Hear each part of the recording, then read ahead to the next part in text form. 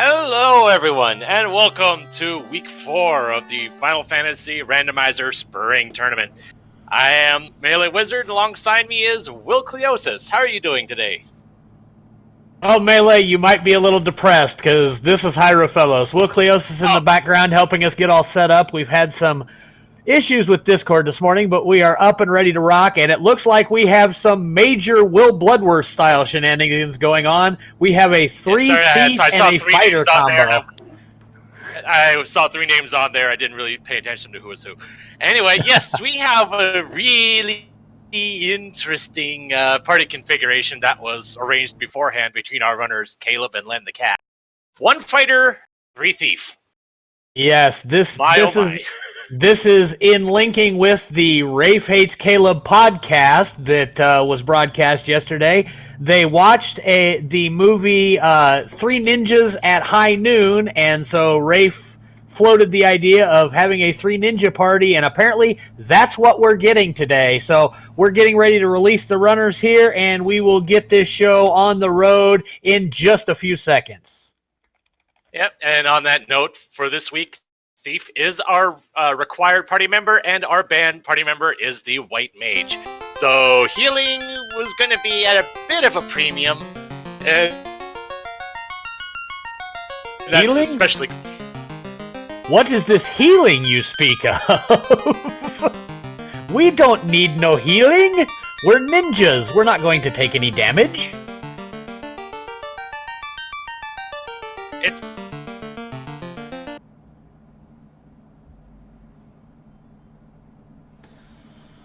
Oh, I think we might have lost Melee Wizard there for a second. Hello? There we go.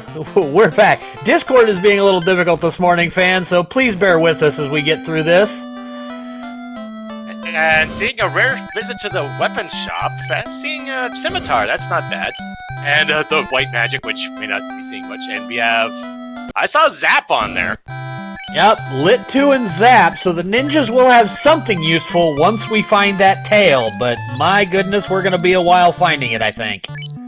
Yeah, I'm sure the runners are hoping that we find it early and actually have the means of promoting early. But keep in mind, Melee, as our fans will know, even with our ninjas and our knights, we will not begin gaining spell charges until after level 15, so they're still going to have a brutal early game here. Oh, yes, definitely.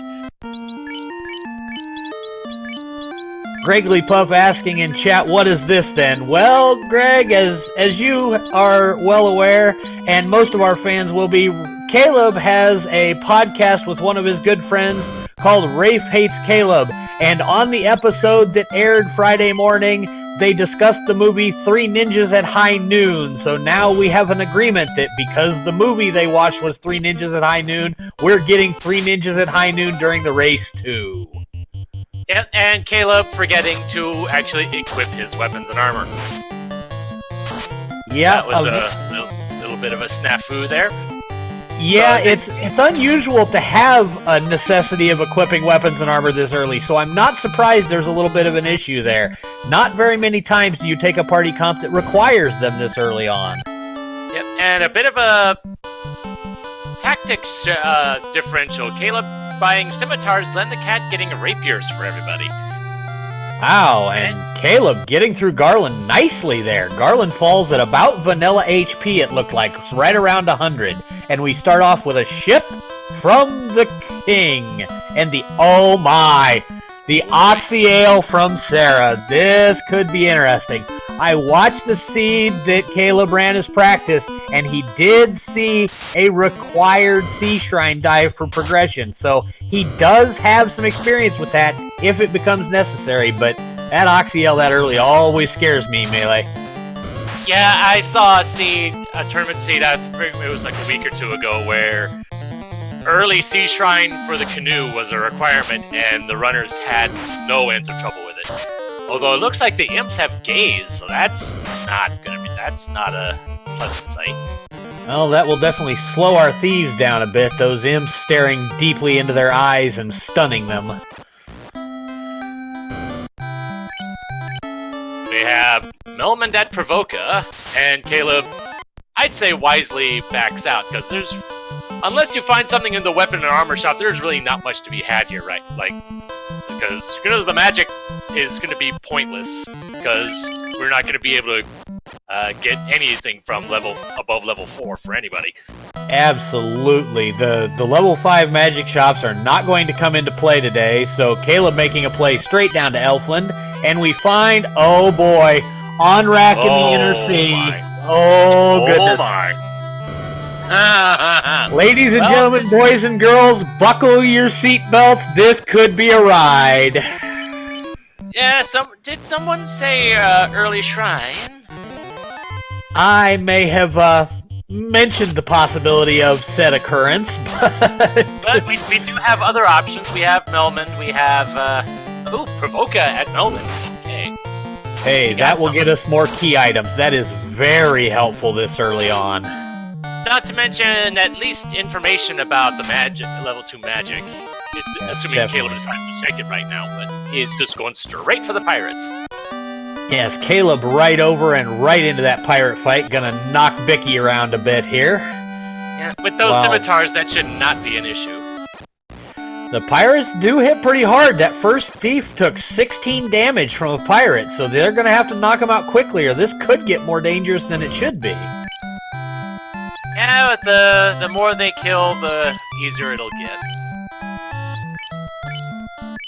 All right, there we go. We're whittling them down quickly. They didn't roll any defense, so those scimitars are just cutting them down like wallpaper.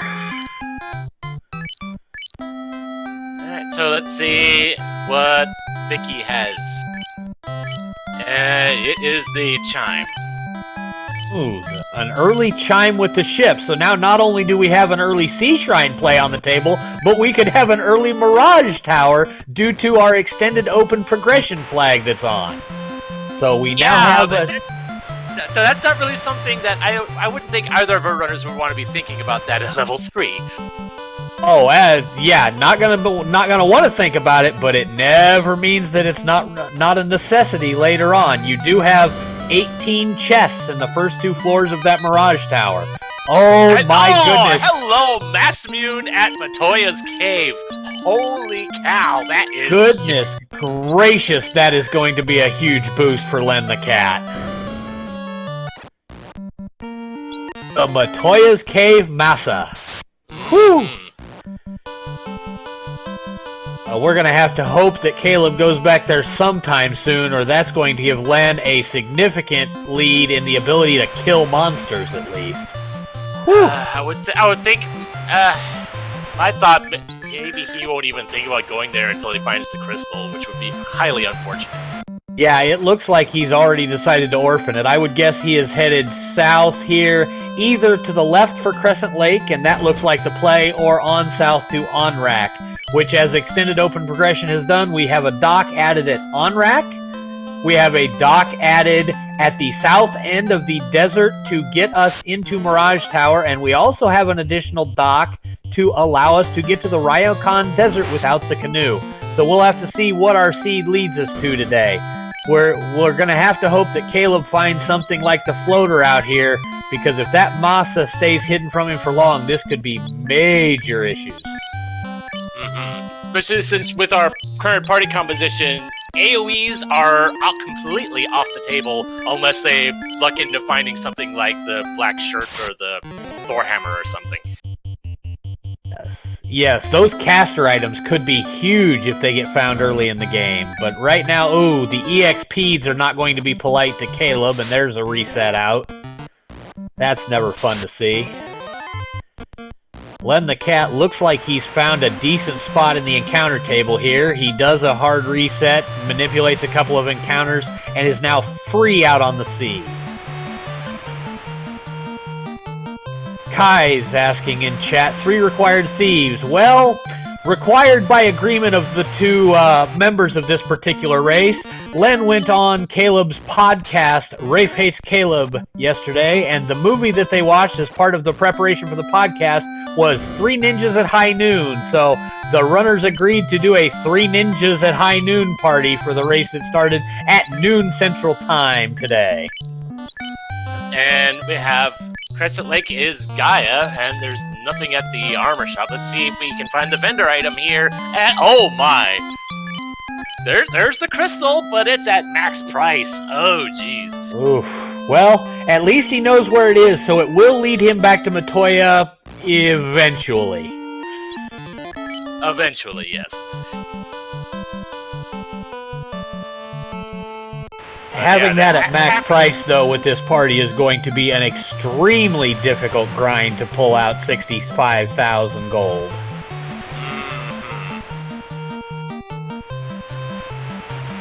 And just to be especially mean, it'd probably be something like the ruby or something. Well, really, it doesn't matter what it is, because we know the crystal will at least lead Caleb to Mosmune, so even if it is the ruby, it's not going to hurt him significantly. True enough. True enough. Len the cat checking the first couple of this in the dwarf cave, finding some money. Which, given that we're actually having to spend money on equipment instead of spells, money might actually have some significance here. Yeah. Rolak asking in chat about the fact that the crystal's the same for Len. That's correct, but Len has already made the check of the chests that reside with Matoya, and so he's already found the Mosmune, which is a significant upgrade for this party and will allow him a much easier time killing enemies during this early game.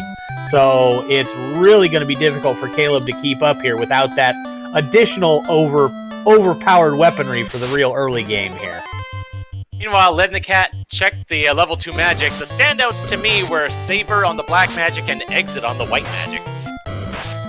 Yes, Saber is going to be potentially a huge deal because those thieves, once they become ninjas, will be able to saber themselves up and start taking swings, especially in the Temple of Fiends Revisited.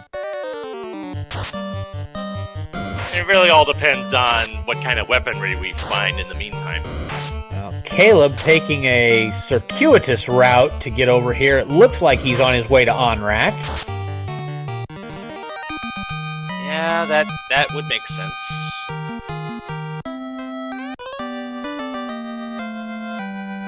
And the cat gets the same news Caleb had, that Bicky has a chime. Apparently it's a little breezy in Provoca. His wind chime blew away.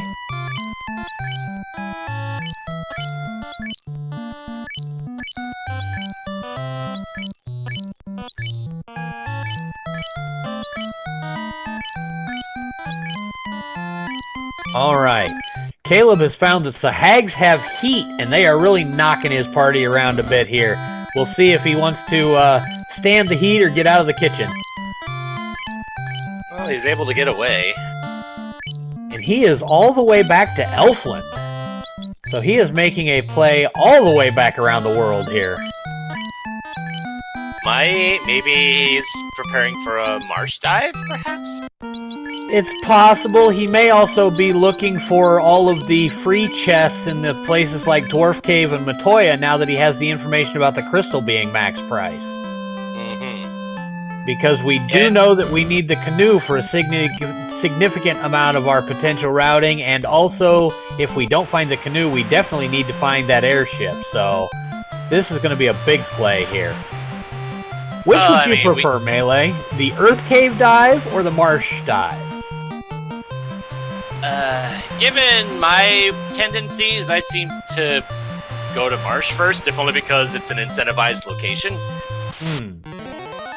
Although, goodness knows, in my races, that seemed to do me more harm than good, but Len the cat finally starting to build up a few levels here as he goes around, taking small packs and taking him out with that Mosmune. He's got some HP to protect him from those heats and blazes.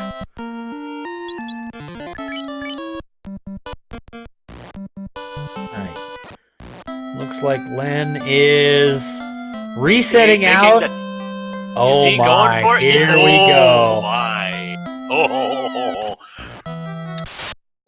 We have an early sea play, ladies and gentlemen. Here we go. And the first encounters the unrunnable Sahag Pack. Oof. And this seed is just going to go into ultimate levels of trolling here. Oh, and Caleb right behind Len has decided I need to buy that crystal, so I'm going for chest density. And there's X-Cal in the first chest in Sea Shrine. Oh my. Now, here's the thought. That X-Cal is worth a good bit of money. Is it worth more as vendor fodder now versus its usefulness as a weapon later? Wow, that's really a dicey proposition there. The X-Cal is not as good as the Mazmune in that it does not get any resistance damage bonuses when it gets to Chaos, and the Masa has more damage and a better swing rate.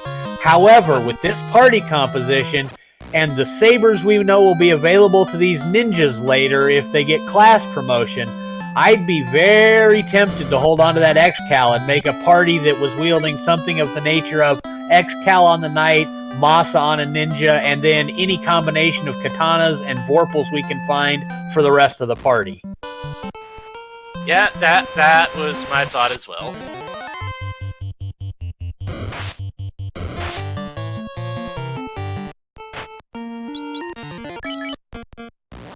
I'm just amazed that Caleb was able to get that big hero run all the way to the mermaids. Yeah, now, the problem is going to be he's going to get all this information, but after using the hero run to get here, can he get out? Yeah. Ooh, there's an ice sword. That will help him since he does not have the Mazmune. That at least gives the fighter some decent weaponry and a flame shield to back it up. So that fighter has all of a sudden become a significantly better member of the party here with that gear on. Yeah, just a little bit of extra survivability given where they are, survivability is kind of at a premium right now. Yes, that is definitely the case, and this level 3 party, I just don't think they can get out of here. Caleb's going to have so much trouble getting out of here. That unrunnable Sahag pack is just going to give everybody grief at this low level here. Oh, especially if he gets ambushed. That's terrible.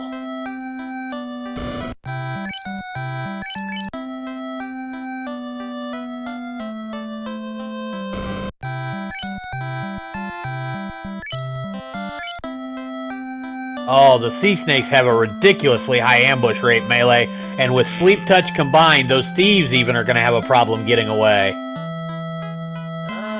He's making good headway so far, but he is checking a couple chests, and there's an opal shield too, which isn't much yet. I don't know as I like checking chests there. You've got the information. Oh, and there's the unrunnable Sahags. And got the information. He knew he had a way in, but he cannot make it work. Yeah, and with the information that there's no key items, he's taking off straight to Marsh, Melee. And he also did not check that first chest with the X-Cal.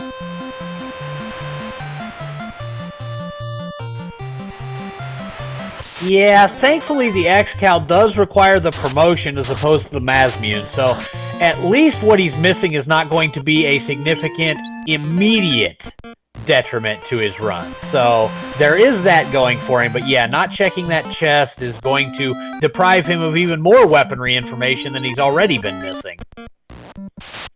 But he is making the Marsh play. We will have a key item here. It's just a matter of what is it and how nasty are the enemies here on the way there. Yeah, this is going to become a matter of what is unrunnable and can the thieves do their work.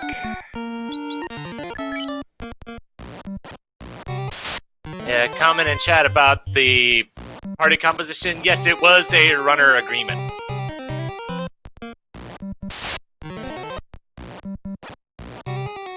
These runners channeling their inner Falconic challenge seed here this morning and deciding to take on take on Chaos with 3 thieves and a fighter. So magic is not going to be a real factor today. Nah, it's not in the early game for sure. Depending on where we find the tail, if we find the tail. Oh, yeah, if the tail ended up loose somewhere, this could be really interesting. Really mean and evil thought. Is it possible for any key items, even ones like, say, Ruby or Tail, to be in Topher? The seed requires the ability to defeat the game, so Tail or Ruby that's not required or something like that can, I believe, fall in those chests because they are not technically required to defeat the seed. Aha. But I wasn't sure if there was something in the randomizer that would actively prevent such things, but... That's an evil thought to entertain, though, isn't it? Oh, that just makes me shudder, because that would be a brutal way for this seed to go. If the tail isn't found and these runners gain a bunch of levels, they are going to be missing out on spell charges.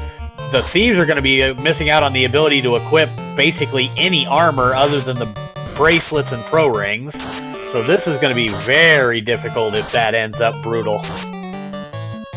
Ooh, Caleb finding out that ogres have gaze, so be a little careful there, Caleb. You don't want to get stared down. Meanwhile, Len the cat has been dived into Marsh as well. Is a bit better off level-wise than Caleb was going in. Yeah, definitely the effect of that early Mazmune find in Matoya's cave. Len the cat has been able to grab some of the smaller number fights to get some experience built up. Caleb is making the dwarf play here. Let's see if he continues it on any further and goes and checks Matoya. He is headed back towards his ship. He might get real lucky here. He may be deciding to go looking for all the money he can find. We may get the Masa just incidentally here. Oh, so close. Nope, heading back south. Oh. Making the play for money, maybe for some more save items and some more heal pots to make the marsh dive easier for him to complete. Yeah, since we didn't, the best thing we found out of the mermaids was the ice sword and was it the flame shield? Yes, the ice sword and the flame shield. We had a real fire and ice composition find in the mermaids. There was the X-Cal, but technically that wasn't at mermaids. Alright, Caleb is heading back, and Len the cat is in the bottom floor.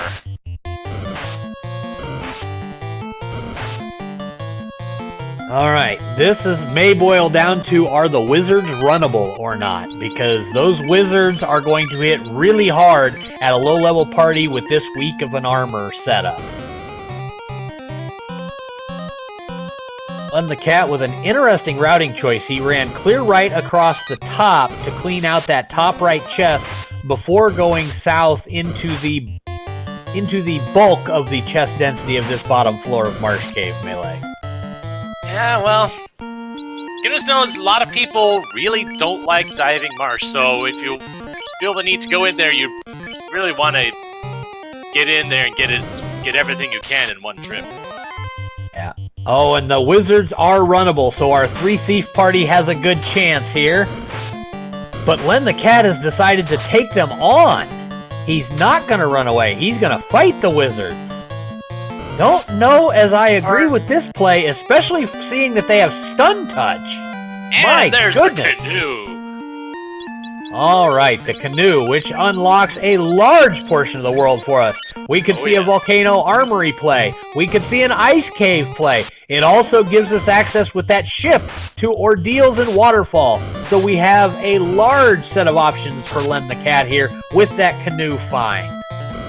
The world is his oyster. Really, I think the only things we don't have access to is Gaia and Lefane. Yep, the last of our airship locks, but we do know with the checks we have seen so far that is hiding at least 2 items of our incentive items because we know the Lupa Lupa people maybe will be vanilla again, and we also know that the confused old men forgot where their city was supposed to be and they appear to have moved it to either Gaia or Lefane. Well, I don't think we ever checked the on-rack spot, so it could always be there as well. I believe we saw a quick check, and on-rack was Elfland. Oh, okay. I totally spaced on that. But meanwhile, we found Len the Cat finding the defense sword in the bottom of marsh as well. That will be huge for later. That defense sword, of course, casting the ruse spell and giving us 80 points of evasion. 3 casts of that, and we will have a light warrior with max evasion. So that could come in to be significant in the Temple of Fiends Revisited. Not to mention, it's not a bad weapon in its own right. Yeah, it's an okay weapon, but where you've already got the X-Cal and the Mosmune, it's really not going to see a whole lot of usage, I don't foresee. You're not wrong. It really all depends on how many people you want to have swinging, I guess. Oh, we have found that scums are unrunnable and we have no AoE magic. This is going to be a brutal fight for Caleb. Yeah, it's gonna be a long one if he decides to keep plugging away at this. There he goes. He decides it's not worth the fight there and resets right out of it and goes looking for a better fight to take. Oof, unrunnable scums with no AoE magic. That is rough for this party in the early game. Len didn't appear to see that one, so that's going to be very beneficial to him. He got in and out without finding the unrunnable scums. He did see it. He was... I don't know if he actually took the fight in full, but he was able to kill at least one with the Masa crit. Ah. The Mosmune saved him then. Well, like I said, I don't know if he reset out of that fight or if he actually finished it, but he did see the fight at least. Alright, Len on his way over to the Onrak location. Looks like he will find his Onrak city and then maybe go ahead and head on into Waterfall. So we may see an early Waterfall play here. Okay, yeah. Elfland is at Onrak. Getting more information. We saw Bracket 3 for the Black Magic. For White Magic, oh, there's Cure 4 and a Night Learnable. That's Cure pretty 4 good. is Night Learnable. That is a huge deal for our runners. And one other thing I didn't see from there was also a Pro Cape in Marsh as well. Well, that will give one of the thieves some extra defense, and the defense sword goes onto the fighter so he can get himself well protected for our run towards the wizards here. I did not see what was in the Black Magic level 4, but according to chat, the only notable thing was Fire 3. Well, that so even post class change, attack magic is really lacking. Yeah, we're gonna get Exit and the Cure 4 for the night, which were the biggest deals in White Magic, and it looks like Saber and Fire 3 are gonna be the big deals in Black Magic for our ninjas. So it's gonna be a little rough. If you want to go that route. Well, that will all depend on when we find that tail, because we haven't seen it yet, so we'll have to get class change. It really all depends on, like, do we find the tail before or after we find the floater?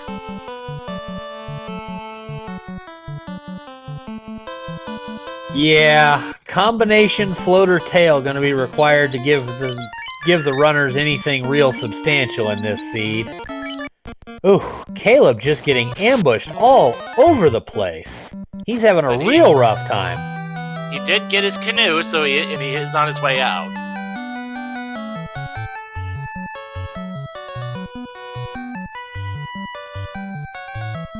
And Len the Cat exploring the waterfall, getting in that hero run part of the encounter table and getting a first strike against those mud galls. Very nice.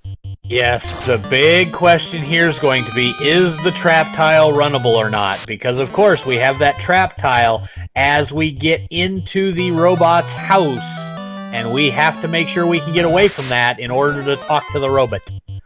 It is. Perilous except lightning. Well, that's not terrible. Lit 1 is not going to be a problem there. It didn't look like anybody rolled terribly high damage, so it looks like Len is going to get some information here. We'll have to see what shows up in the waterfall today. Soft potion, cap, not copper much. bracelet, money. TNT. And a fetch quest. Wow. And money. Wow. What a dry... Ugh. Yeah. 1,000 gold, I think, was the most impressive thing I saw in that entire set of 6 chests. That is brutal. That and getting a free soft potion, I usually never scoff too much at that, but when that's really one of the best things you get, that's still not good. Yeah, if a soft potion is the highlight of 6 chests, it's not a good set of 6 chests. Yeah, I'm not gonna argue that one. Alright, Caleb safely out of Marsh Cave and headed to traverse the world in his ship. Do you think he will do Ordeals or Waterfall first, Melee? I would do Ordeals, just because it feels like it's at least a little bit safer than Waterfall. Maybe, I don't know. They're both hazardous in their own ways. Yeah, I don't know. With the Pillar Maze at this low level and no clear spells to take any levels, I actually am very torn on this one. But it looks like Caleb is going to do an early Ordeals play, so this could get interesting here. Not to mention that we do have some trap tiles in Ordeals, the Nightmares and the Zombie Dragons. Either of them could be unrunnable as well. Yeah. We know we have 1 in Waterfall, and we know we have 2 in Ordeals, so this is going to be dangerous one way or the other.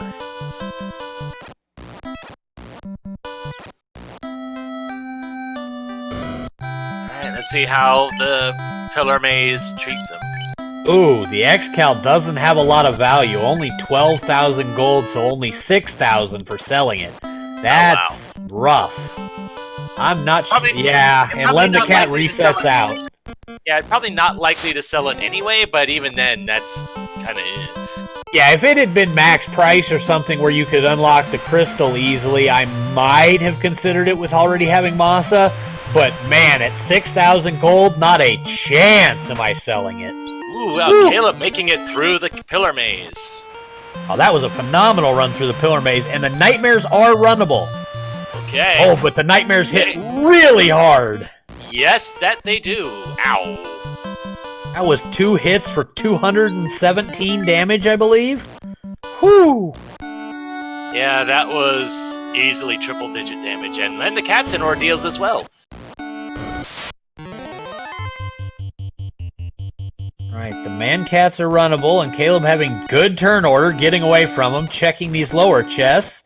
Iron Armor, Silver Gauntlet, and wow, 7 chests in Ordeals, and the biggest thing to find was 3,000 gold. The chests in the easily accessible areas are just not being pleasant today at all. And we got an herb for the incentivized item here. He's able to get away.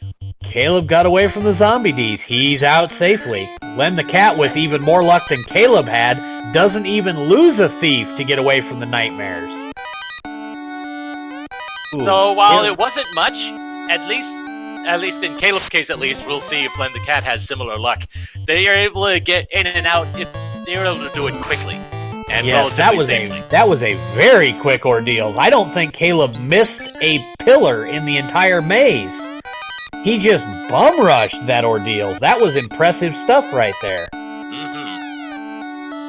And we might be seeing a waterfall dive from Caleb as well.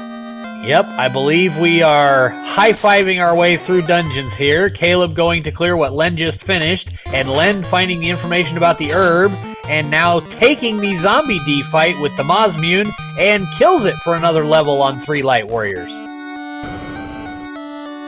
Yeah, that's the main advantage Len the Cat has right now. They've largely explored the same stuff, but that Mosmune is definitely in Len's favor. Just being able to take some more of these fights that Caleb is running from, gaining that valuable experience. Len, making use of his extensive time playing the randomizer, knows that he can head almost due north from Ordeals and hit Elfland. Ooh, got himself turned around there just a bit. There's the dock, and he's going to turn in that herb. What does the elf prince have for us today?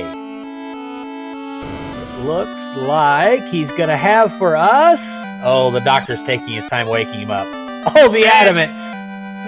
Well, that's not bad. That means with the TNT and the adamant, you can turn both in at the same time. Yes, that makes the dwarf play a significantly better routing check. We can only go in once. That is a phenomenal thing to find right there. And with 2 more turn-ins right there, we are significantly increasing our chance of finding the floater with every item we turn in. Not to mention that I believe it's once you get 12 key items, the experience you gain gets multiplied by 150%. Yes, we do have a 12 key item booster on. We start with 2 key items, the bridge and the canal, and when our runners have found 10 more, they will begin getting very scaled XP from this. Wow, Caleb with a great run through and is already to the robot. Finds his TNT and is right on Len the Cat's heels now. All he's got to do is get back to Elfland. And the smith has the cube. Oh, that's one hefty cube, a cube made of adamantium. So really? Wasn't a cube of adamantium what we got from the elf anyway? Oh, it looks almost like we got re-gifted, and meanwhile Narek has the ruby. Lovely. Well, I guess the smith took the ingot and smushed it together a little bit to turn it into a perfect-sized cube. The question is, did the adamant change colors a little bit so it could be a Rubik's Cube? Oh, and Caleb takes a burn in Waterfall and is rediving it. Ouch.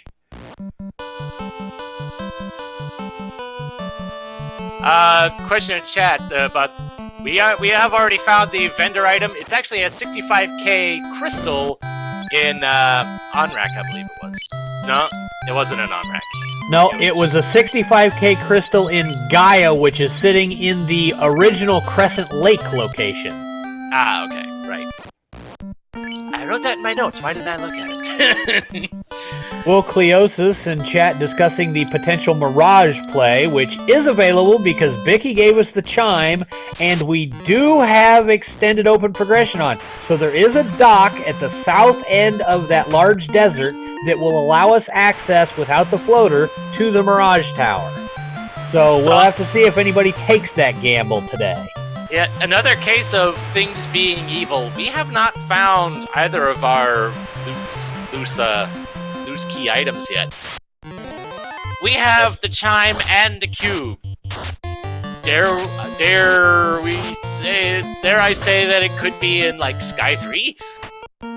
Well, we'll have to see. We do not have the rod yet, so we'll have to see. Len the Cat looks like he's headed to do a Sarda check, and if that were to give us something like the rod, could we maybe see an Earth Cave dive? Because Len does know he's got that fairly lengthy hero run he has mapped out in the encounter table today. Yeah, given the items that we have, things could be practically anywhere at this point.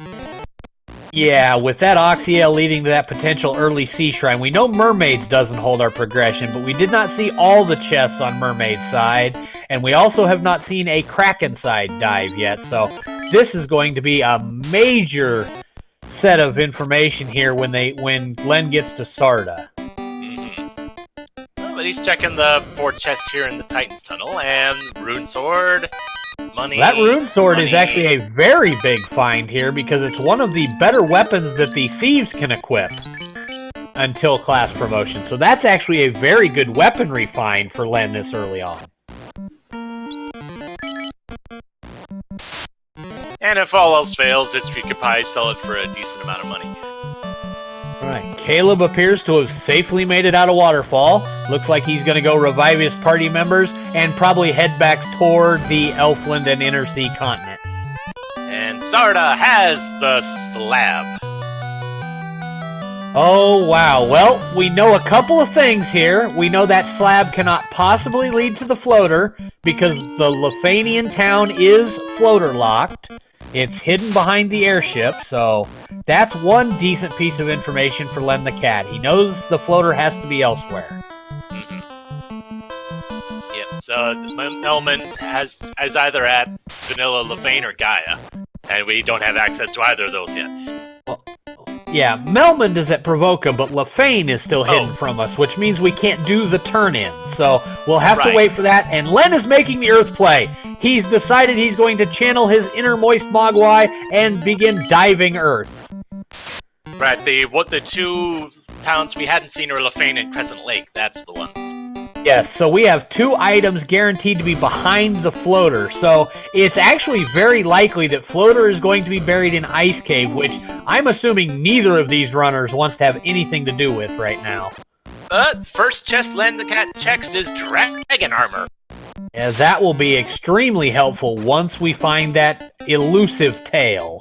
Yeah, and is Caleb's making the Mirage play.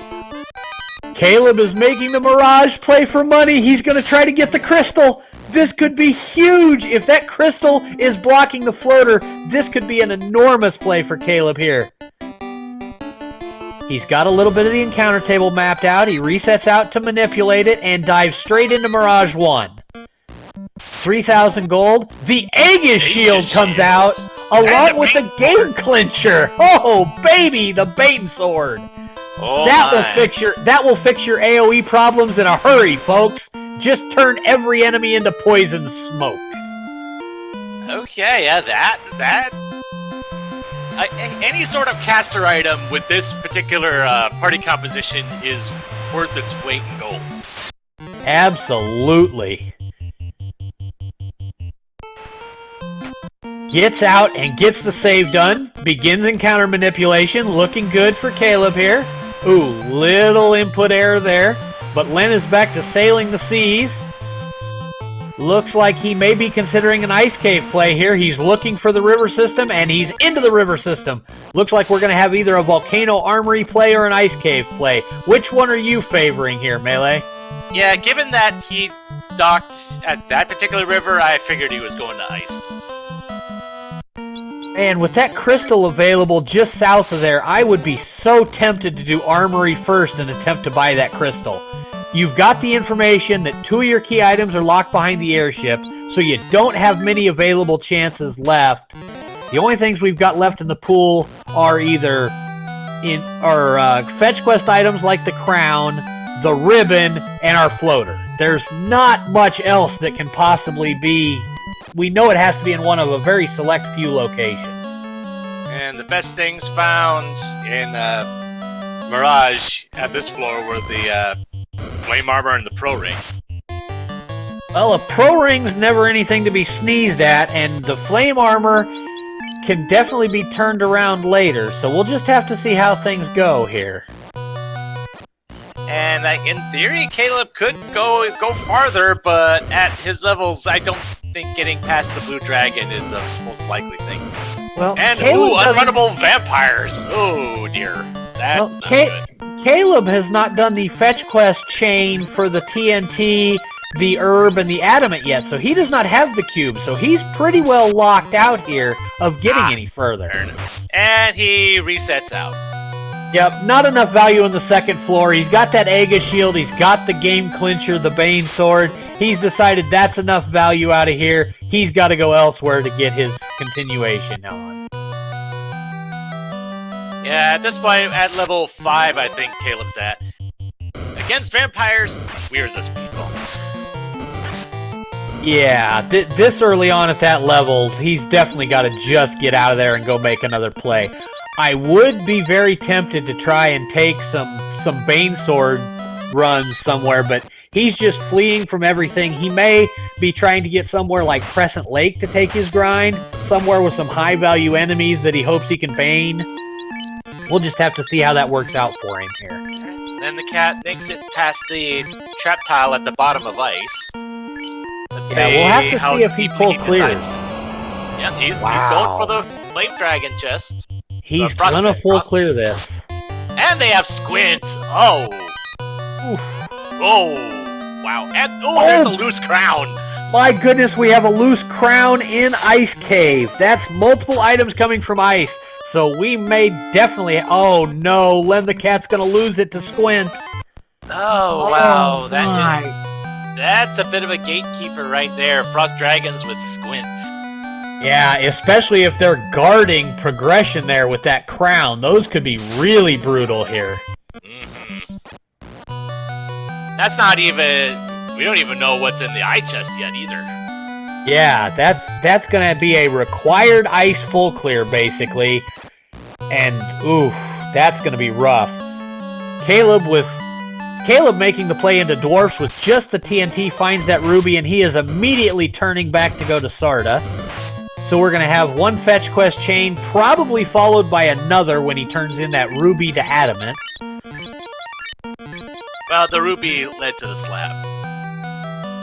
Yeah, but he's also gonna have the herb to adamant chain left because he has not done it yet either. Right. So he's going to have multiple chains here. We're going to go from one right into another, I would guess.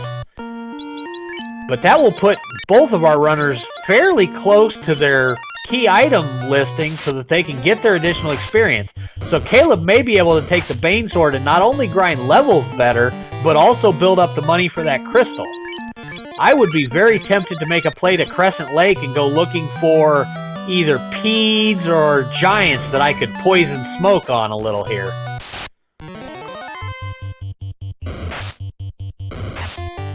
Thankfully, Len the Cat's been able to largely been able to get past a lot of these encounters in ice. Yeah, it looks like Len has made the decision to just leave that one poor thief on his back here for a while. He lost him and decided it's not worth the effort to keep him up here for a bit. He's just going to pray that the two thief runs can get away. He's going back for the Frosty Chest, gets away from it the first time. But he's going to have to go through that encounter again. Let's see how well he fares. Yep, here it goes. Gotta hope for the turn order here. That squint is just so brutal. If he sees two Frosties, this could be bad. But he only gets one. And he gets a first strike, too. Oh, my.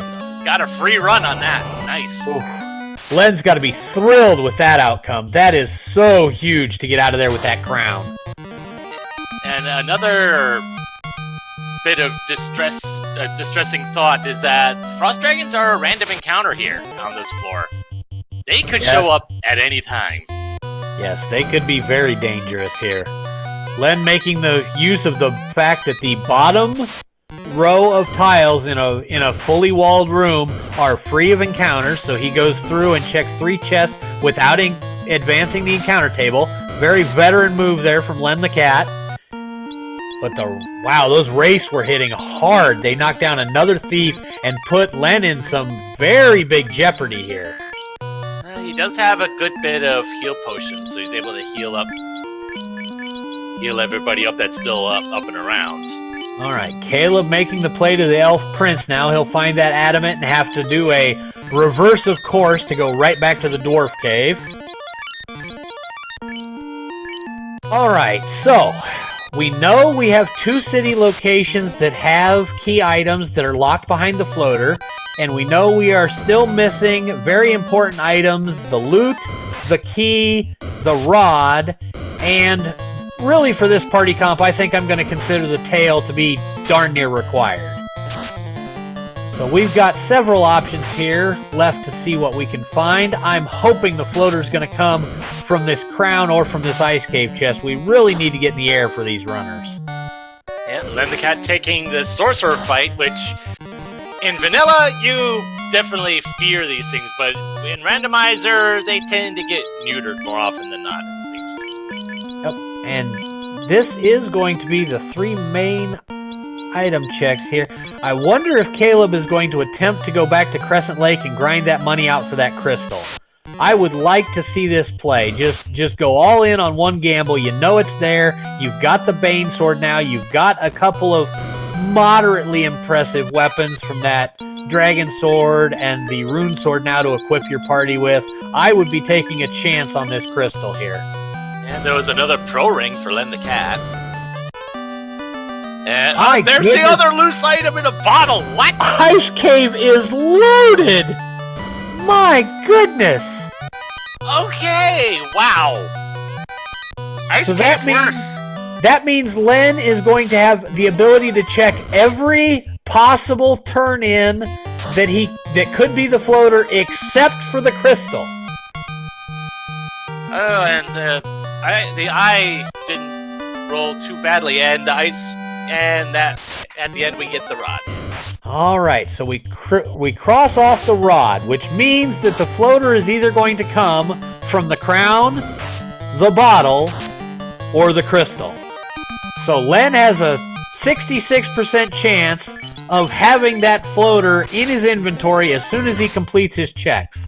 And with the Mosmune, I really think Len is going to be okay with doing Astos. So that's not going to be a threat, and that bottle turn-in is going to be nothing other than just the time to sail around to Crescent Lake. He may attempt to route in Crescent Lake to buy the crystal at the same time. We'll have to see if he gets enough money from the eye grind to afford that crystal. Well, the eye is proving to be a bit of a sticky wicket here with the stun touch. And it seems to ambush quite often, too. Yeah, it's got a decent ambush rate, but it's not doing a high amount of damage. It doesn't appear to have much damage available to it, so Len is able to get in and out, reset the encounter, get himself the Masa swings, and start building up some levels, and that all-important M defense for his party to make future plays a little simpler for him to get accomplished. And Caleb is making the ice cave play, too. We know just how huge the ice cave is. You pretty much need to full clear ice to get everything out of here. Yeah, so many key items in here. This is just an impressive amalgamation of key items. We've got 3 of them buried down here. So, refresh my memory, would the pro rings help against squint? Ooh. Off the top of my head, I'm not certain of that. Because I thought Len the Cat had at least one pro ring, and I think the whole group got squinted the first time around. He may have picked it up right after the Frosties, though, because I don't think he had one before diving here. I thought we had seen one previously, but maybe I was mistaken. I think those were pro capes that we saw. I don't think we'd seen a pro ring until we dove down here into ice. Ah, okay. Oh, boy. Looks like these wizards might have stun touch too, but he was able to get away. Yes, the wizards did have stun touch. We found that out in Marsh Cave, which was very dangerous to find. But with them being runnable and our multiple thief parties, our runners were able to escape with their lives. Mummies have crack! Oh! Oh my goodness, that is terrible for Len the Cat. Well, Takes the it pro all ring the way doesn't down stop there and against hits that. Oh, Wow. wow. Oh, jeez. Len the Cat showing his frustration there with a little bit of memery there. His fighter couldn't hulk up enough to survive the cracks, apparently. But, oh man, that is hard. That is such a unfortunate wipe there. After getting all 3 key items out of there. And now has to go back in and get him again. Oh no, Caleb taking the chance to swing at the Frosty. He's going to get some very bad news here in a minute. Well, the Frosty attacked first. Frosty did one attack. We'll see if he... Oh, there's the squint. There it is. There's the squint. Oh, and he's continuing to fight it. He's still going. He takes it down. Unreal. He went through the fight without the Mosmune and still managed to get the kill. That's some good luck right there. Well, he does have the flame sword. That does help. That is true, but it is no Mosmune.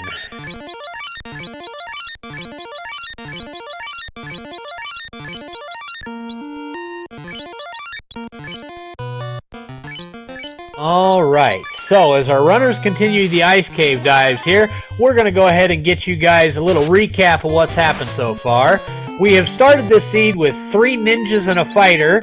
As we've informed everybody, Len went on to Caleb's podcast, Rafe Hates Caleb, and they discussed the movie Three Ninjas at High Noon. So we have a 3 ninja party here for our seed today.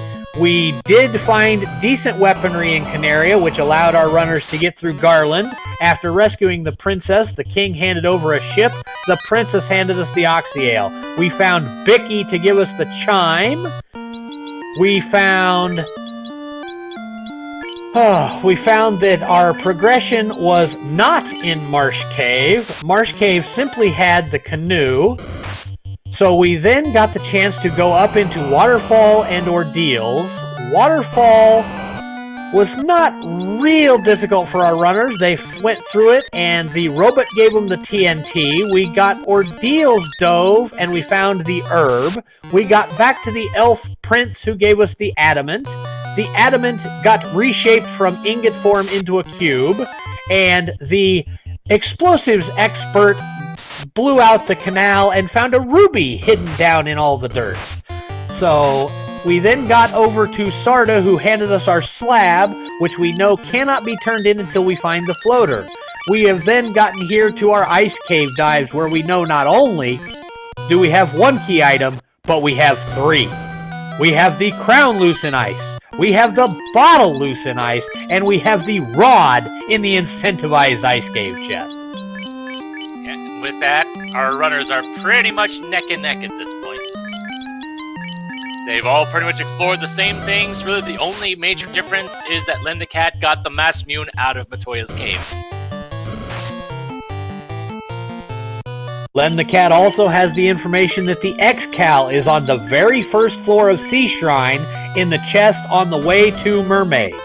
So he has a little additional information as far as that goes. And it looks like on levels alone, Caleb is actually a little ahead of Len the Cat right now.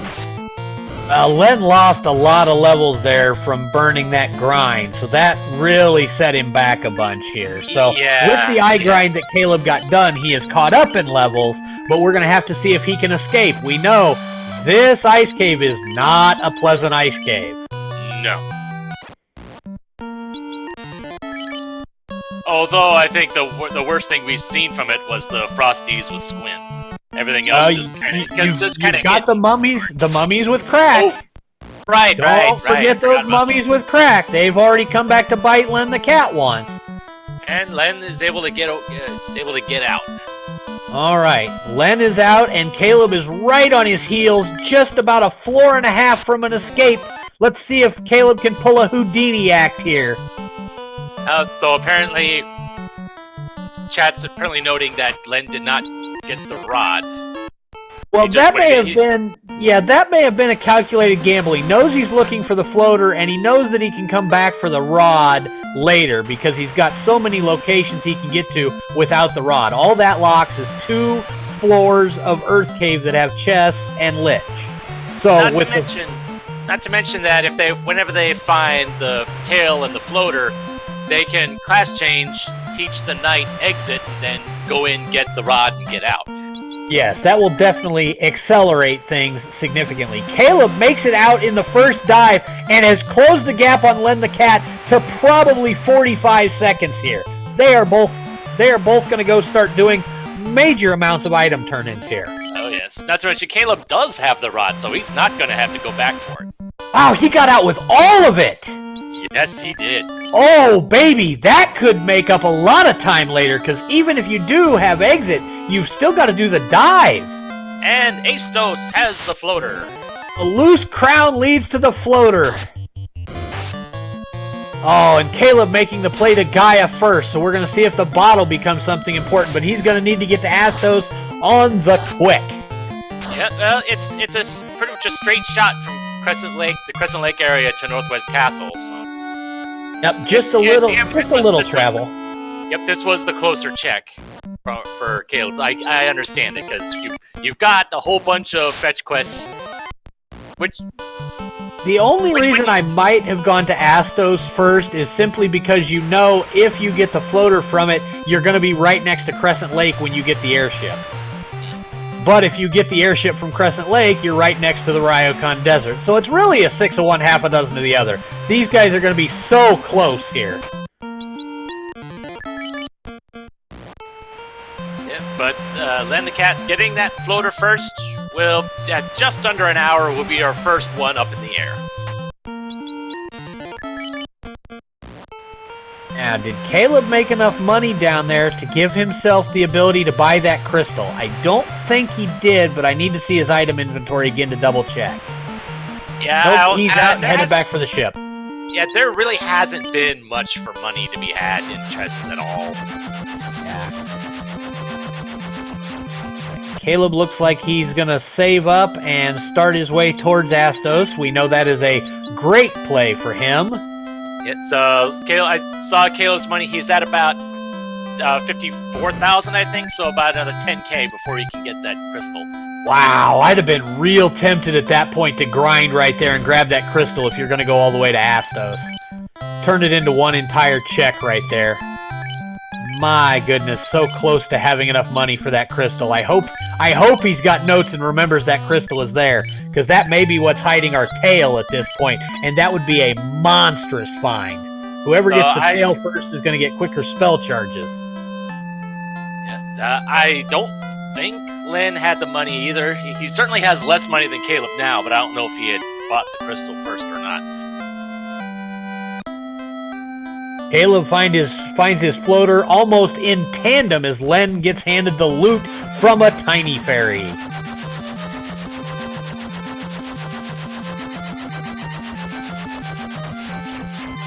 And Len the Cat going into Melman to get this. Looked like he was going to get the slab translated. No, he's not. Oh, he's manipulating the encounter table so he can make the run all the way to Dr. Oon without getting attacked by the undead. We do have that Zozo Melman flag on, so those desert tiles can trigger encounters. Yeah, but someone doing encounter manipulation before going into Melman seems weird. And there we have the gold bracelets for 30K.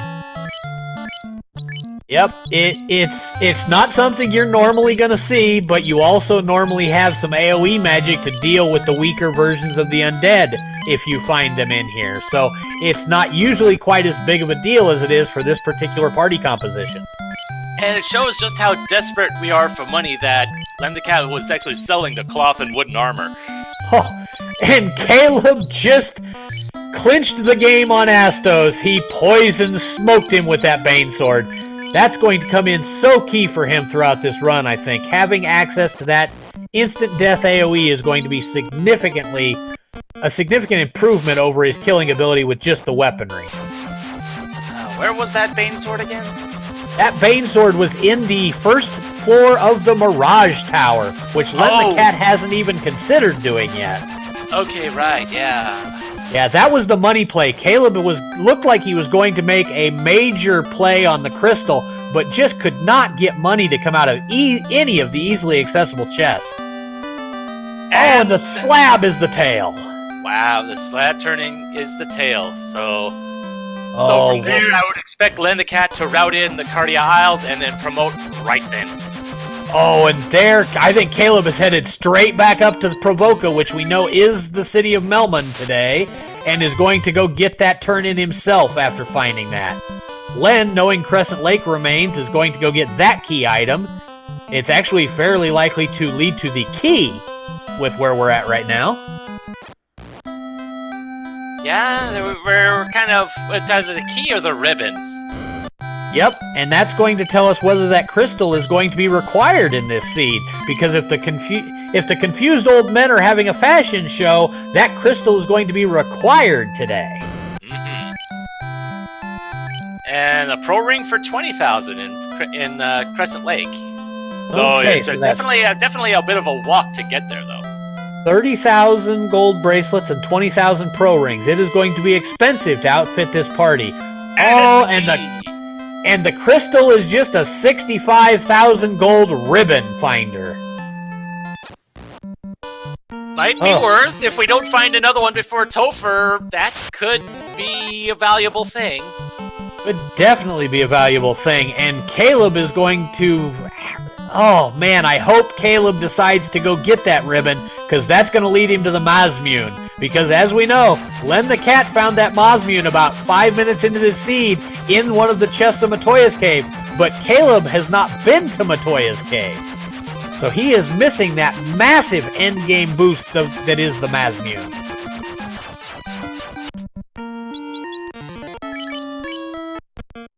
Alright, looks like Len the Cat's diving into Volcano while Caleb is going to Cardia. Caleb looks like he's making the immediate promotion play and maybe hoping for enough money to buy that crystal. He may be going to go back and just grab that crystal and just complete his key item hunt all in one go here. I'm not sure what Len happens to be digging for here. He may want some more gear, maybe looking for those katanas since they have been hiding from us so far. Oh, and the Mage Staff comes out. There's the AoE we need. Yep, that works. It's not the Bane Sword, but it will help. Would have helped a lot more back in Ice, but hey, it's better than nothing. Well, Len the Cat still has to go back to Ice, though, remember. Caleb made it out with all 3 key items. Len only got 2. So we will have to have an Ice Dive from Len the Cat. So that definitely... Oh, and there's a gold bracelet on top of the Mage Staff. So the Armory is really paying out like a slot machine today. Also a heal helmet as well, which...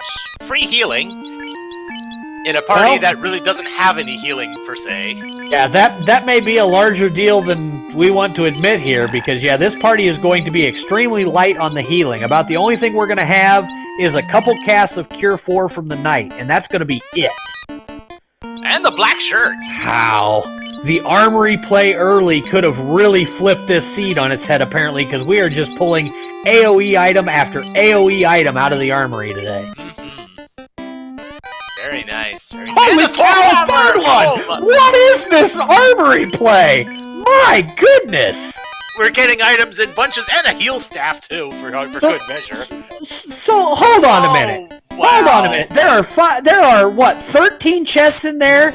And 5 of them held caster items? Are you kidding me? Heal helmet, heal staff. Yeah. Yeah. 5 caster items in one Armory. Apparently that's not the Armory, that is the Wizard's room down in there. Woo-wee! Well, the wizards had to be somewhere, they're not in the party. That is absolutely true. The wizards had to be camped somewhere, and apparently they burned to death in the lava around the Armory today. Len's one to get out with his gains here.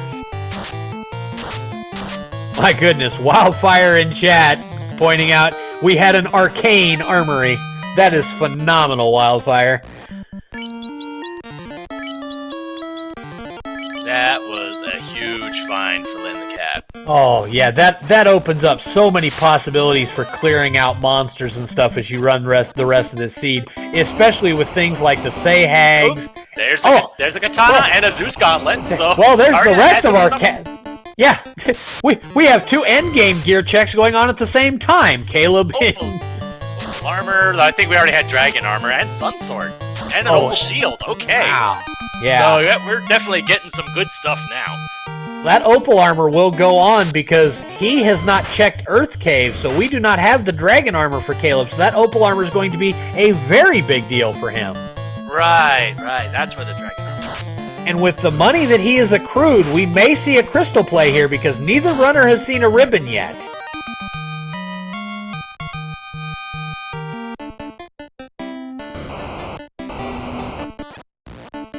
And Caleb's still a few thousand short. Yeah, but now he's got things like the rune sword and the flame sword to sell, so I don't foresee him being short if he were to go back to get it. He's got enough endgame gear now with the promotion. He's got the defense sword, he's got a katana, he's got the sun sword, he's got weaponry to burn now, and he's going to most likely find significantly more. But he's also learning, getting spells for his party now as well, now that he can. Yep, Invis learnable by the Knight, so you could see if we find a particularly nasty Kraken or Tiamat, or heaven forbid Carrie, you could see the defense sword go onto one of the ninjas, and the knight just invis himself up.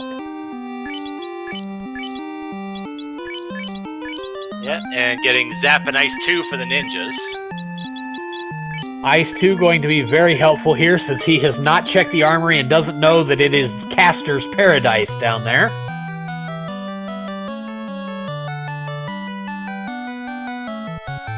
Len the Cat is getting his promotion completed, and he will most likely be finding the opal armor, the opal shield, and the various other weaponry that the Cardia Isles provided today for Caleb.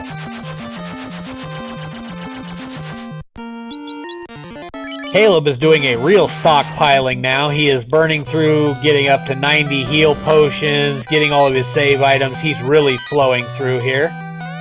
And there he is, he's getting starting ready to sell his stuff. Let's see how Yep. much money he can get. The rune sword doesn't sell for much. Ooh. Ooh, boy.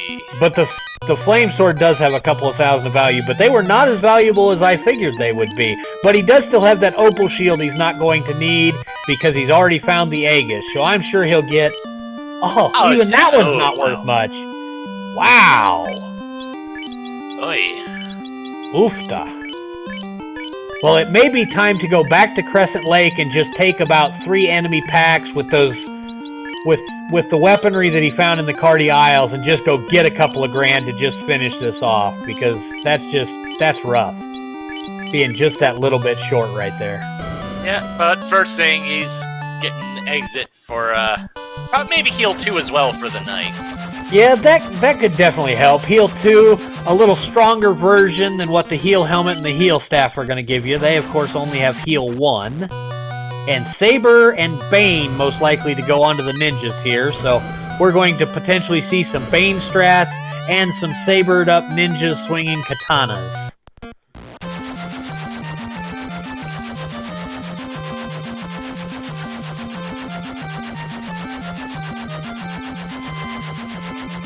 Now, after both Caleb and Len the Cat have found a good bit of stuff, now it's just a matter of where they're going now. It looks like Len's going back into the volcano to dive some more.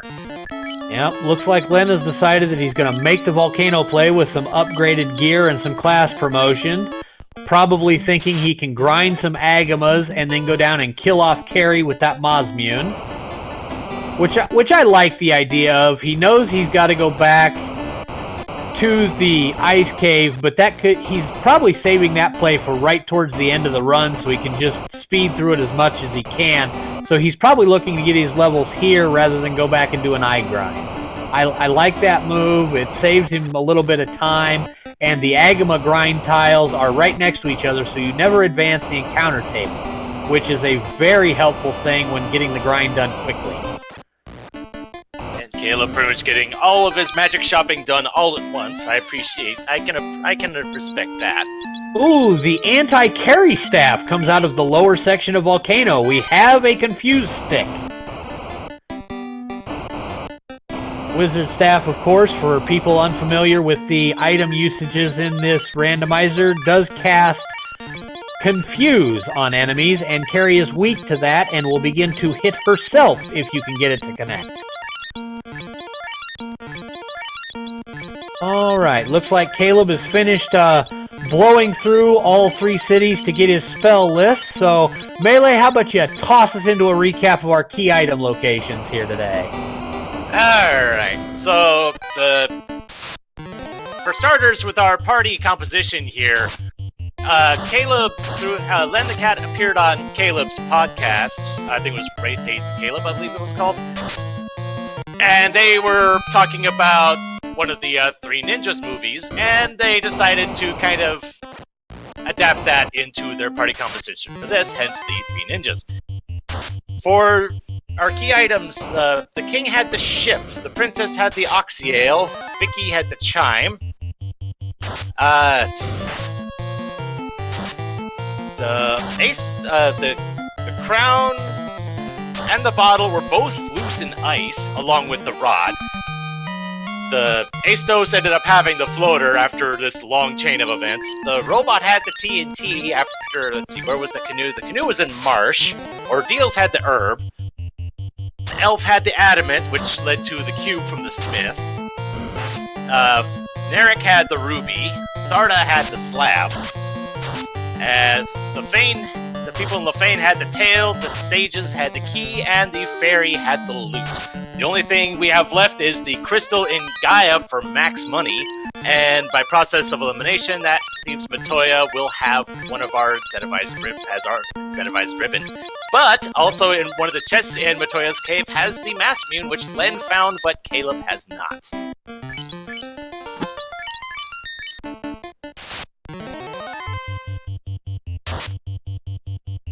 Right, Caleb has found his key from the confused old men. Why one of them had it around his neck, I'm not sure. But we have a mystical key from a mystical old man, and Caleb is headed right back to his airship. Let's see where he decides to go here. So Caleb has full cleared ice. We know Len still has to go back and get the rod at some point. Presumably he'll go and get exit for his knight beforehand.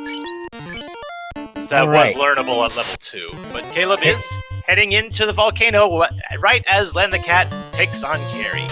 Alright, Caleb parking his airship at the location that you will exit Volcano from if you kill Carrie and use the orb to warp out. So, a very good play from Caleb there to have that airship right there and ready. Wow! That hurt. Carrie has Blizzard. Carrie with Blizzard. That's going to be a brutal find. We better hope that Carrie rolled low, because she is really knocking this party around. All that's left is the Mass Mune-wielding knight. And Carrie did not roll low. She's got at least 800 HP, it looks like. Oh my gosh. She may have rolled darn near max 220. That's almost 1,200 damage to Carrie. Wow! But Carrie is down, just has to walk a few more steps up to light up the orb, and there we go. Alright. Caleb now entering the Arcane Armory, or Caster's Paradise, depending on how you want to refer to this location today, getting all the caster items. Yeah, that was a huge windfall in the Armory. And then the Cat's diving back into Volcano.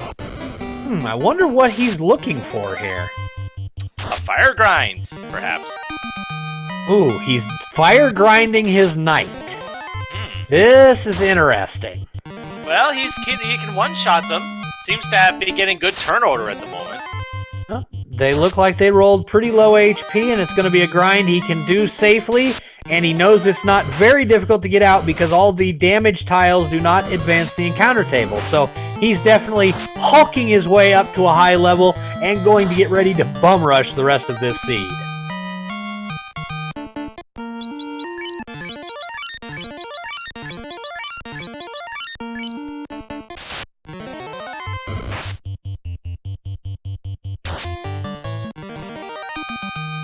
Crabquake's pointing out that he now has spell charges on that knight, so he will be able to cast Exit now to get himself out of that ice cave. Actually, I just saw he doesn't have spell charges on his knight yet.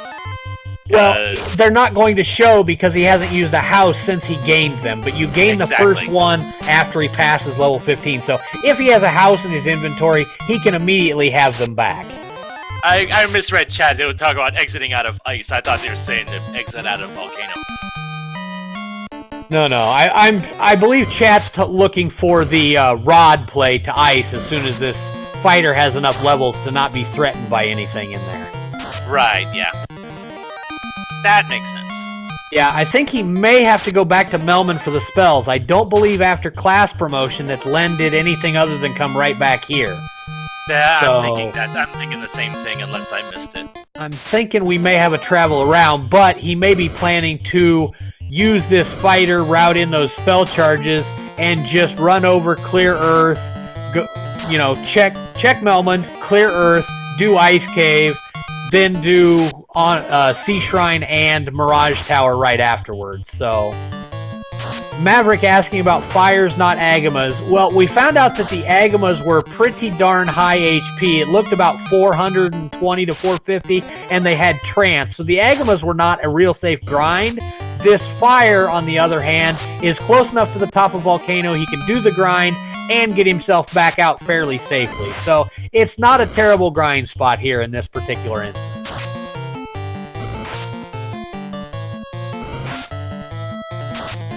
Well, other Shadow in chat. To be fair, it wasn't Len the Cat that did that to the ninjas. It was Carrie that did that to the ninjas.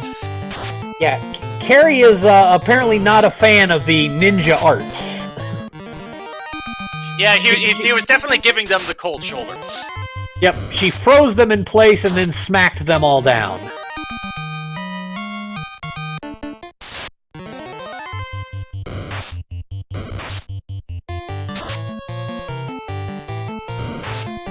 I do wonder, Melee, if anybody is going to take the time to dive any additional chests in Mirage Tower or Sea Shrine, since we still only have the information about a single ribbon.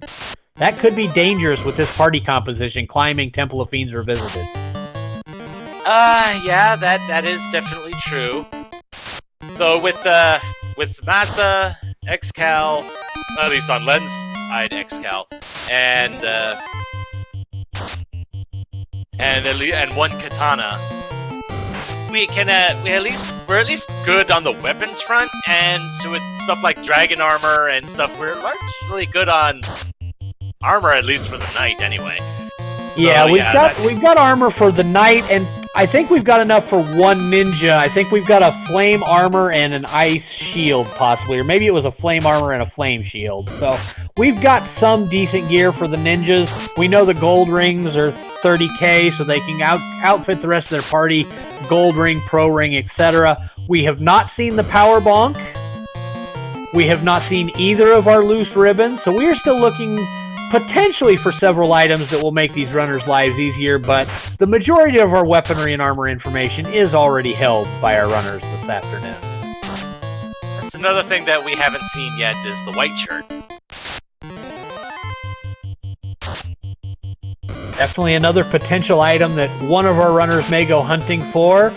Caleb does have some additional information. He knows that multiple levels of Mirage Tower do not hold any significant gear upgrades other than what he already dug out of there. So, Len the Cat, if he decides to dig, could find an instance where he burns some time and doesn't get a whole lot of value out of it. So I'm curious if Caleb is maybe setting up for an Agama grind himself. He's not healing those ninjas. This very well may be. He may have decided that with that defense sword and the ability to run through, he may be planning to. The question will be, once he sees what these Agamas have, will he decide he has to just get out? Yeah, then the cat is continuing that fire grind. Curious what the end goal there. I don't know the... I don't really know the levels at which you gain extra hits on with various weapons. Let me get that pulled up for you, and I will give you a recap of the weaponry hit ratings. Alrighty. Okay, so for the Knight and the Fighter, Mosmune has extra hits at level 13, level 24, and level 35. The Excal gains hits at 18 and 29, along with the Defense Sword.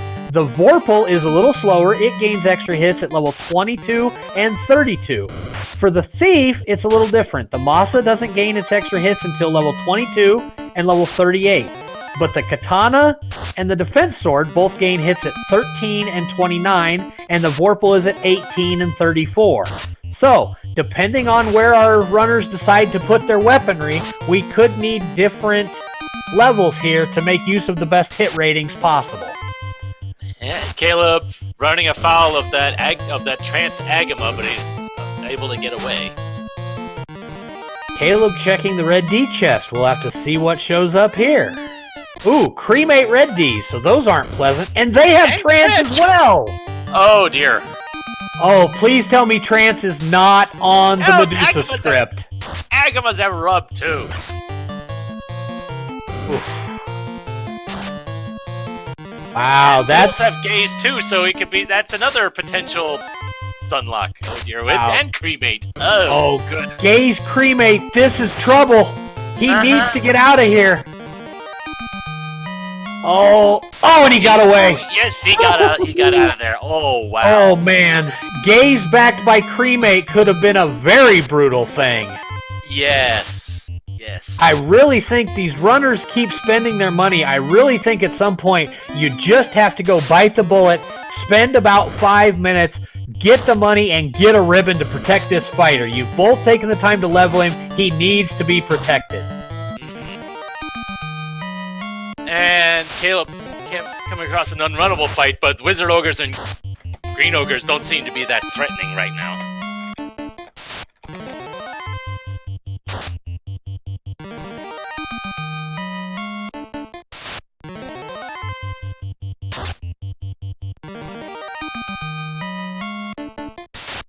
Alright, let's see how Carrie treats Caleb here. Yeah, this defense sword... The defense sword can get him a little bit of help, but... Man, I don't love this. I don't love this play here. He has the Bane Sword and the Wizard Staff both on the knight. Yeah, he's got enough defense that if he stacks himself up, the only thing he's really threatened by is going to be the Blizzard. And he starts right off with Bane strats. Oh my! What? The Confuse goes off and Carrie starts to hit herself. Caleb's grabbed one of her 6 arms and is now punching her in the face. Yep, but she snapped out of her confusion. Ooh, and now it's not effective, and Carrie gets off of fire too. These spells without a ribbon are going to hurt significantly. But Carrie's not hitting too hard, but it's the spells that are the bigger concern.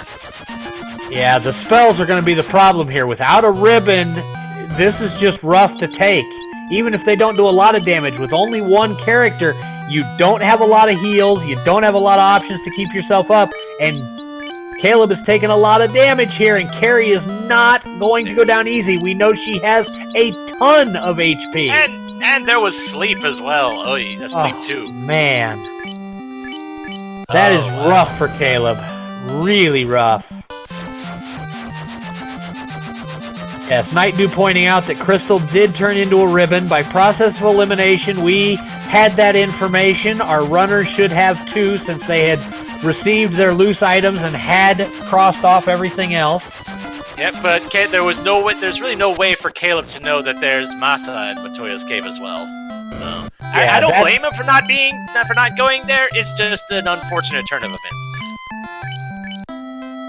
The Mazmune was in Matoya's cave, so that Matoya's play would have netted Caleb not just a ribbon, but a Mazmune. But so far, he has not decided to make that play. He is rediving Volcano and going to try Carrie with a full party this time, it looks like.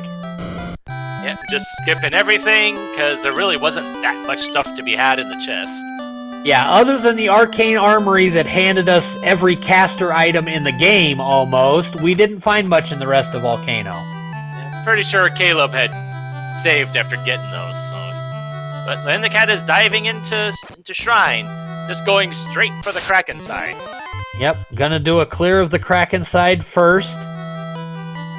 I would say Len, after that wipe that Caleb had to carry and a reset out, Len the Cat has probably retaken the lead here by at least a couple of minutes.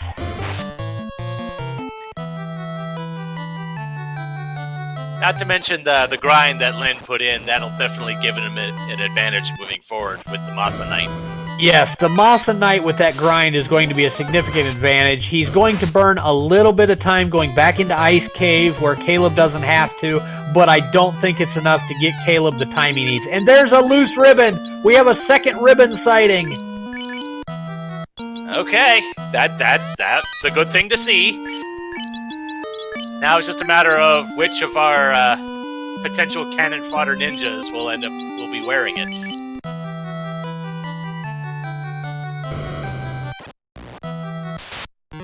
Yeah, definitely an important thing here to get that extra ribbon, because these ninja parties are going to require some protection, because there's not going to be healing and there's not going to be life. And it's just unfortunate that Carrie rolled a lot of hit points in this one. So all this little chip damage, not just from the caster items, but from swinging the defense sword, it's going to take a while, and Blizzard's going to be coming around sooner or later. Yeah, I think Caleb's going to have a problem here, because I just don't think these ninjas can get out enough damage before all the fire 2s. Carrie Spellless had so many fire 2s, and Caleb is just not getting through this carry well. There's just not enough damage here.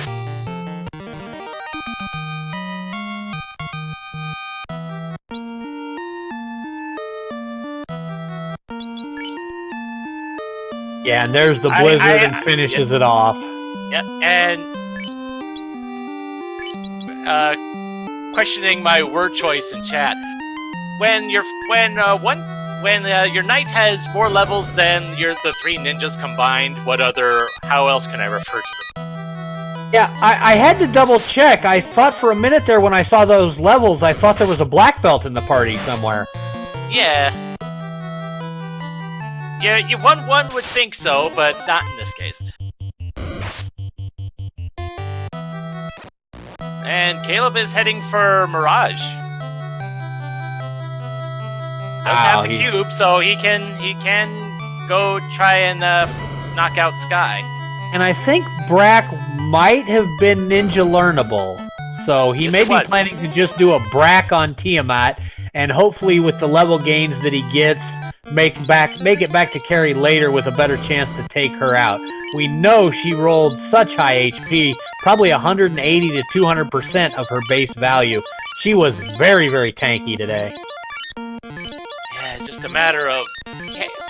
Caleb should know that Matoya has a ribbon. And, there's Toxic. Thankfully it missed everyone.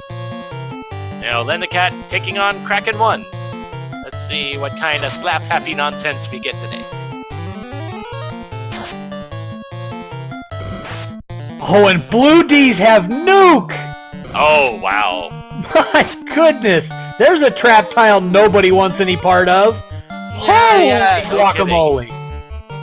It's Blue Dragons with Toxic and Nuke, so that is mean and nasty and a required fight, or at least required to start. I didn't check to see if it was unrunnable or not. But yeah, Len the Cat down to one party member, but takes down Kraken. Well, Len the Cat was preparing to do this with one party member. That was the entire point of his setup at this point. He knows he's got that dragon armor. He knows he's got the Mosmune. He's just praying that nothing rolls high absorb and Temple of Fiends Revisited, and he's just going to Masa his way through the seed.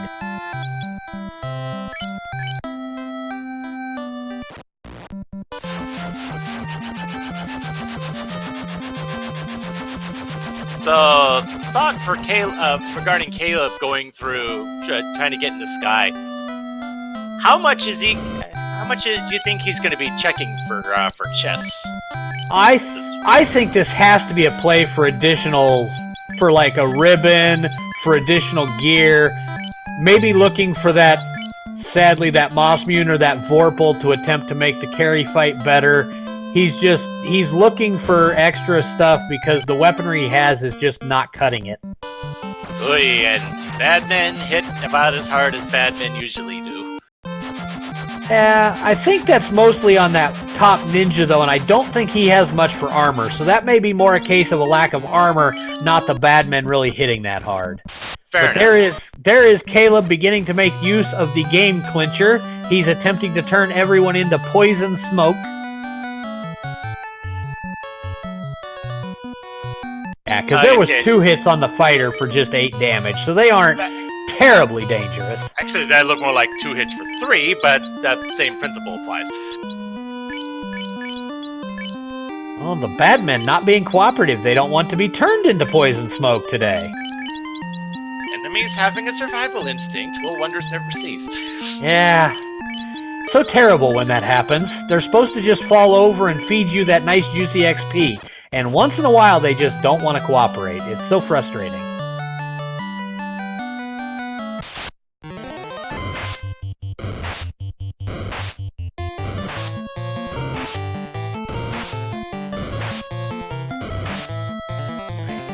Getting a couple levels there on one ninja and the knight.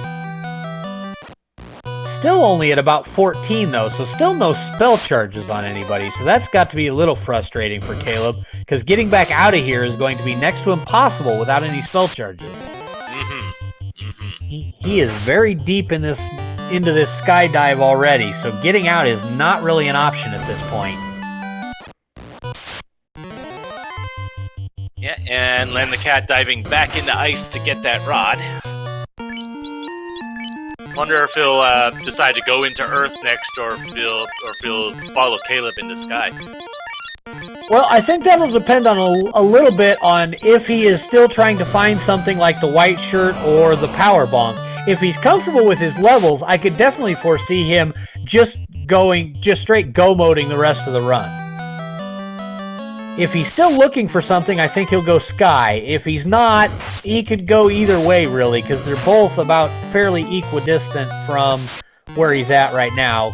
Sky might be just a little closer, but not by much. Oh, there's one good thing about the Badmen. They don't seem to roll any nasty abilities, which will be nice when we inevitably encounter them again in Tover. Yeah, that Bane Sword doing a little bit of work, and then the fighter can clean up whatever's left. There's the third ribbon! There's the third ribbon. It is in first floor of Sky on the far right side. So we have our information on all the ribbons. So now we're down to the 2 items of real great importance left. And forgive me, Wilcleosis, I'm not going to mention your favorite one, but we are missing the power bonk and the white shirt.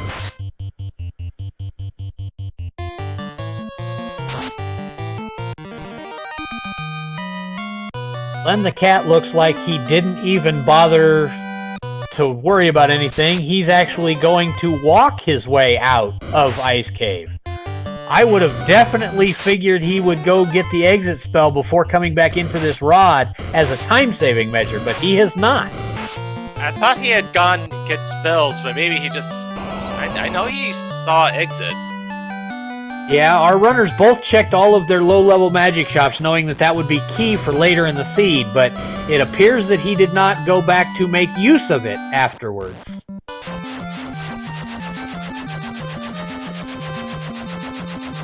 But Caleb has decided that the bad men are simple enough that he's almost grinding bad men at this point. They seem to be about the only encounter on this floor, and he just keeps nuking them with his weaponry and praying that they'll all fall over. And it's been effective so far. Yeah. Between there's an ice sword to back up his weaponry. Yep, the Badmen, the Eyes, the Manticores, they've been all pretty benign so far. And is that Caleb skipping the second floor? It is checking the third floor. Looks like he's going for a density over full clear method. He's going up to the third floor for its 14 chests and a little more streamlined routing versus the second floor that only has 1, 2, 3, 4, 5, 6, 7... I believe it's either 8 or 9 chests, but it's significantly harder to get around in because that room has 8 different branches off of it, and you have to travel down 6 of the branches to get to various chests. So it is a very slow walk through that second floor. The Maras look like they rolled a fair bit of HP, but no real attack. They hit Dave for 4 damage total. And Len the Cat doing a massive stockpiling of items on our right-hand screen. Looks like he's going to max out his heal potions and probably pick up exit right here. He is in Provoca. I think he already had. Because I think that was the first place he went to when getting there. All right. Caleb is continuing the clear of Sky 3, and Len the Cat is making the Earth play next. Looks like we're going to have a dive right down past Speed Bump 1 to bounce over Speed Bump 2 and light his third orb. And, Wiz Vampires. Oh, they're going to hit pretty hard. It depends on what they rolled for HP. Ooh, looks like they rolled pretty high HP, too. That's not going to be an enjoyable thing.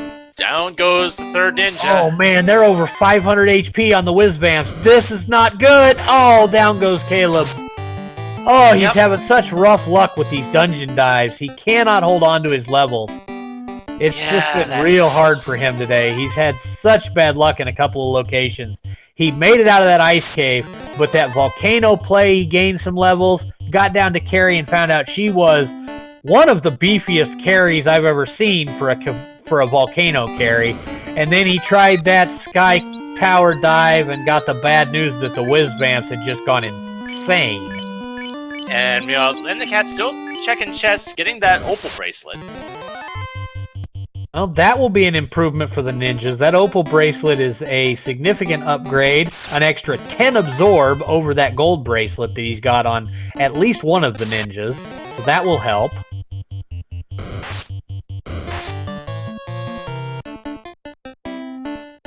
Yeah, that wasn't just the vampires, that was the whiz vampires. So it's not the same one that Len's gonna be encountering soon. Yeah, usually the wizards are all nice and squishy, but apparently those wizards had been lifting.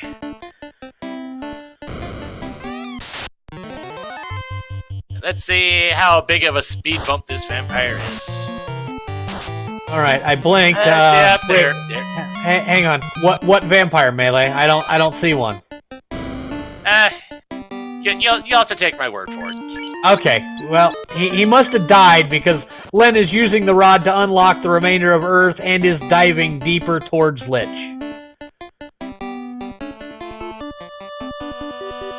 And then the guy's deciding not to check the first room of chests in Earth 4. Yep, definitely looks like we are heading down straight at Lich. I don't think Len is going to check the 4th floor here. I'm amazed he still has all those rapiers from the beginning of the game. And I have lost my stream, I think, guys. Everything still looks fine for me. Caleb getting that second ribbon back.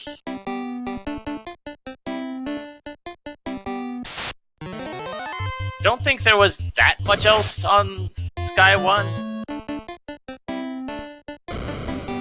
So at least he can just skip past that. And Len starting the Lich encounter. Lich starts off with hold. And survived a Masa hit. Ooh, he actually survived a round.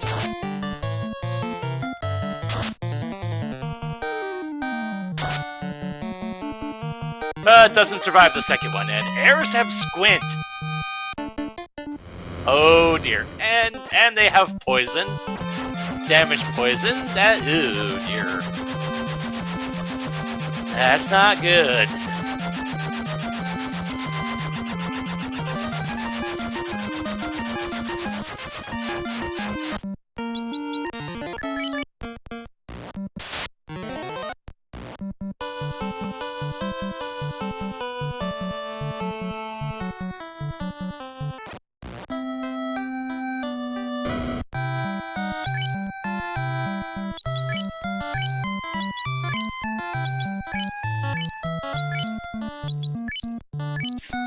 Caleb just down to the one knight again. Thankfully, the man-cats aren't doing much damage, but as long as he doesn't encounter those whiz vampires again.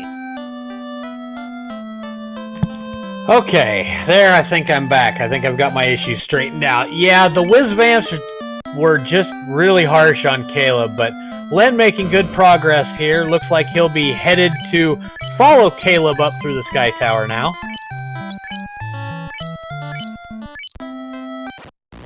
But he's still checking chests.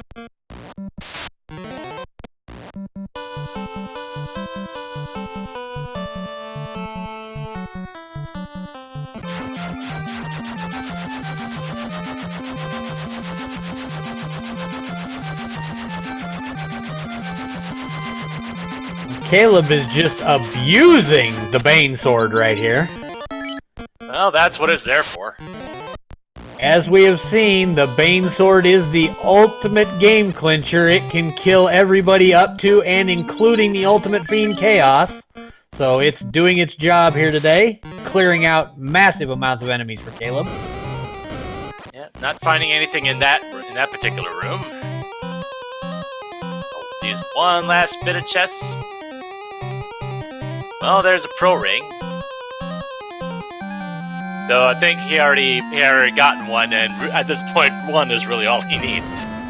Yeah, I think this is going to turn into a matter of fighter versus fighter, and who can get it done first. Because I don't foresee the ninjas on Len's side surviving all the Fiend fights, and I definitely don't foresee them surviving all the Fiend fights on Caleb's side.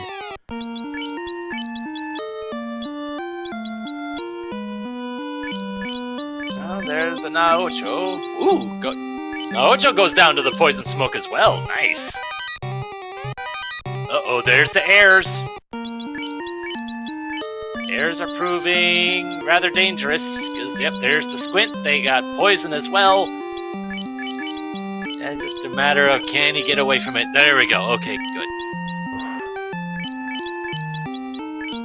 Now, we'll have to see here. Caleb is up on the 4th floor of Sky, so ladies and gentlemen, we know what that leads to. Let's get our Bless the RNGs into the chat for our Bridge of Destiny. Well, starting off with the Naocho.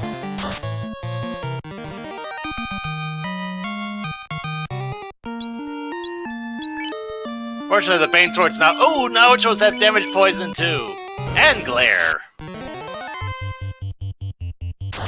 Well, they have a heck of a skill list. That was damage, poison, glare, thunder.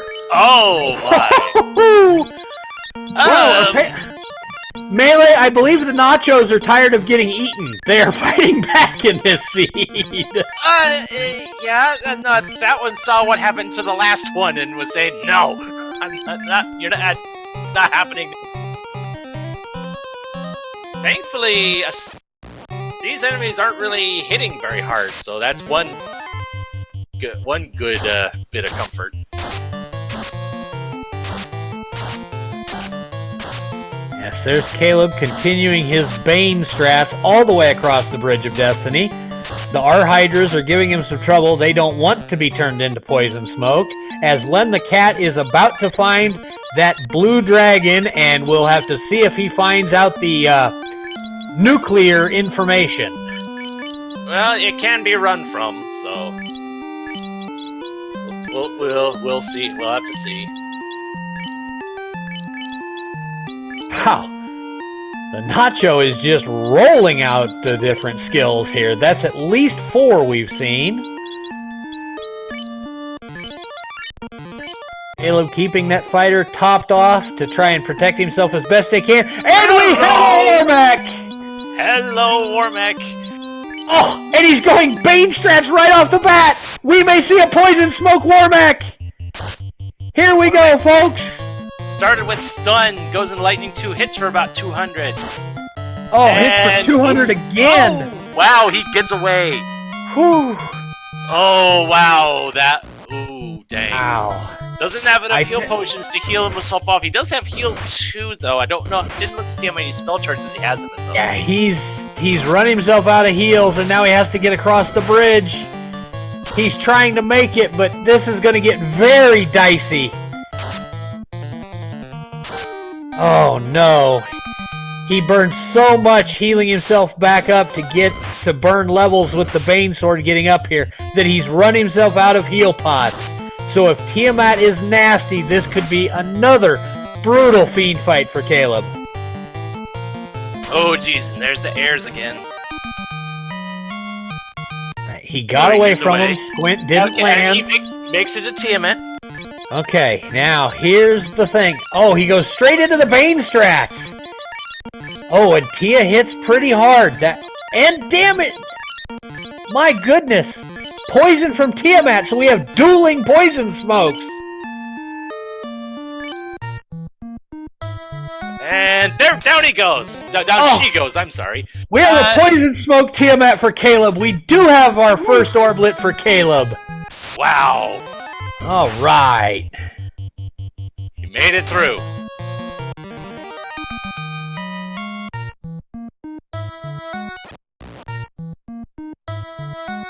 Very impressive dive there, be able to survive everything that Sky Palace were trying to throw at him.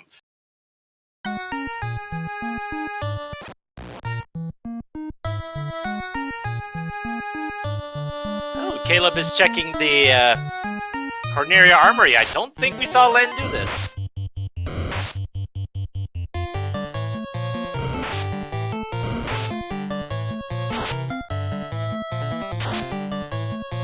Although it didn't have anything.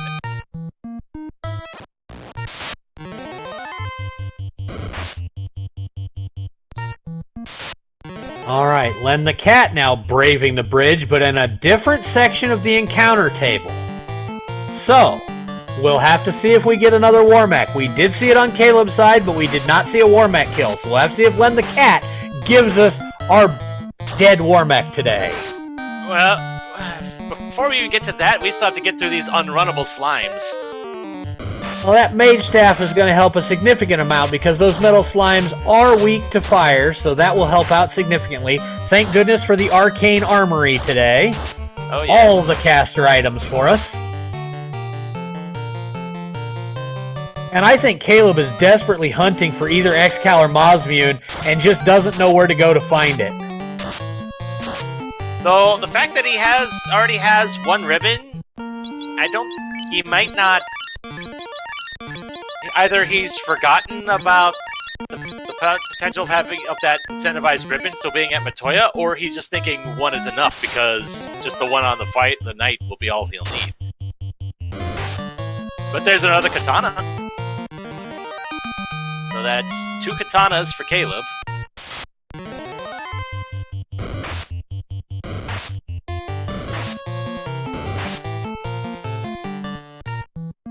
Alright. Len about to get the bad news from the Nachos, leading off with damage poison, while Caleb looks like he's going to continue through all of the keylock chests. And I think I might be recognizing the part of the encounter table Len's at. I think the Warmech might be close. But not close enough. Quite. Not quite.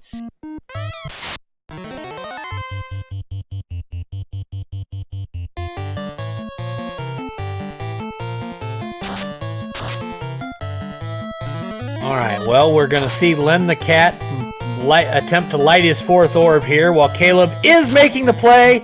He's going back to Gaia, going to get the crystal. I think we're going to have a 2nd ribbon and a Mosmune here momentarily for Caleb. And he might, once he finds that Mosmune, he's probably going to be kicking himself that he didn't check it sooner. Absolutely. This is just, it's been so unfortunate that he did not make that check. It's just one of those things where you orphan a location that's only got a couple of chests and it just comes back to bite you so badly.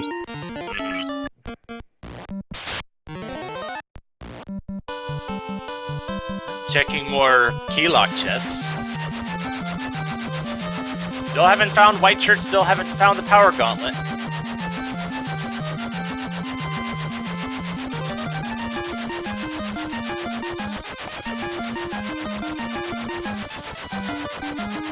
There is an Ice Shield. That's good for one of the ninjas.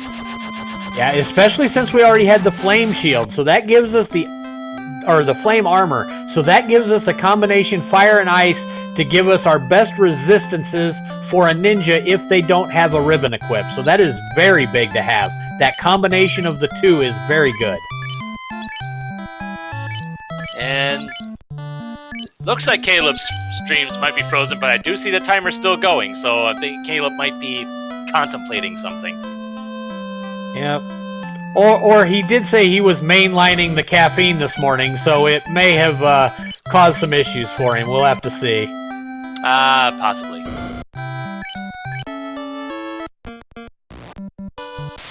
Alright, looks like Len is probably getting all of his shopping out of the way, and we should be seeing the beginning to the Temple of Fiends Revisited 2,000 years in the past momentarily.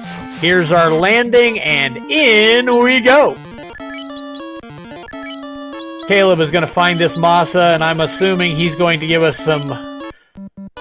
Yeah, there was the, oh, you've got to be kidding me, set of chest checks. I was waiting for that. Yeah, there it was. Yep, Right the frustration of finding that this late in that free of a location is definitely one of those feelings that is just so rough to deal with, because you've gone through all of this seed, fought through it, and a weapon like the Masa, which is usable the instant you find it from level 1 on, was right there. It's just, oh wow, that's got to be just so terrible for him to find here at this stage of the game. Just really rough. Then the cat evading the Phantom. Looks like he is still doing the validation checks. He probably wants either the white shirt or the bonk to appear, but it does not oblige him. They are still buried somewhere in the world that we have not seen yet. I think all that's left was what? Keylocked Marsh and most of Earth. Well, yeah, Keylocked Marsh, Keylocked Temple of Fiends Revisited. Yeah. I don't think anybody did the second floor of Sky Tower, the Spider or Star Room. Ah, yes. So there were still some chests orphaned, just not a significant number. Yeah, question shout, what's going to kill that Hulk? We'll see what happens with either Carry 2 or Kraken 2. Either one of them could have been lifting, and they could take out anyone. Bad turn order with that solo fighter could lead to a Kraken hitting for, 16 hits for 860 damage or something like that. There are definitely, one of them could definitely turn into Andre the Giant and just slap down Hulk a little bit here.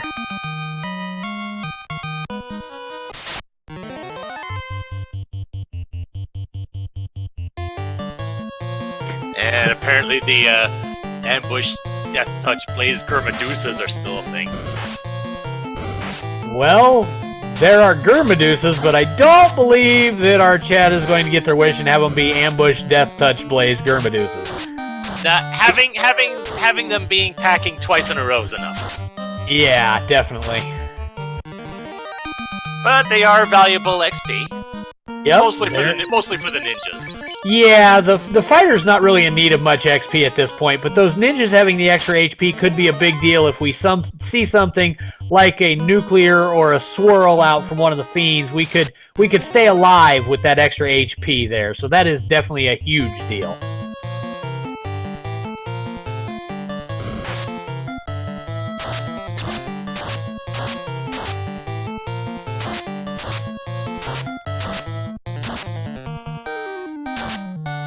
Those caster items from the Arcane Armory coming up big for Len the Cat. He clears out another batch of Gurmedusas for some more levels on those ninjas. And up comes the speed bump of the Temple of Fiends Revisited. We are about to see Lich 2. And Lich 2 has Lit 2.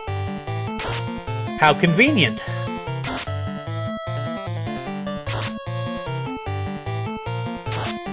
And there's Hulk with the big swing, 5 for 531, and Lich does not fall.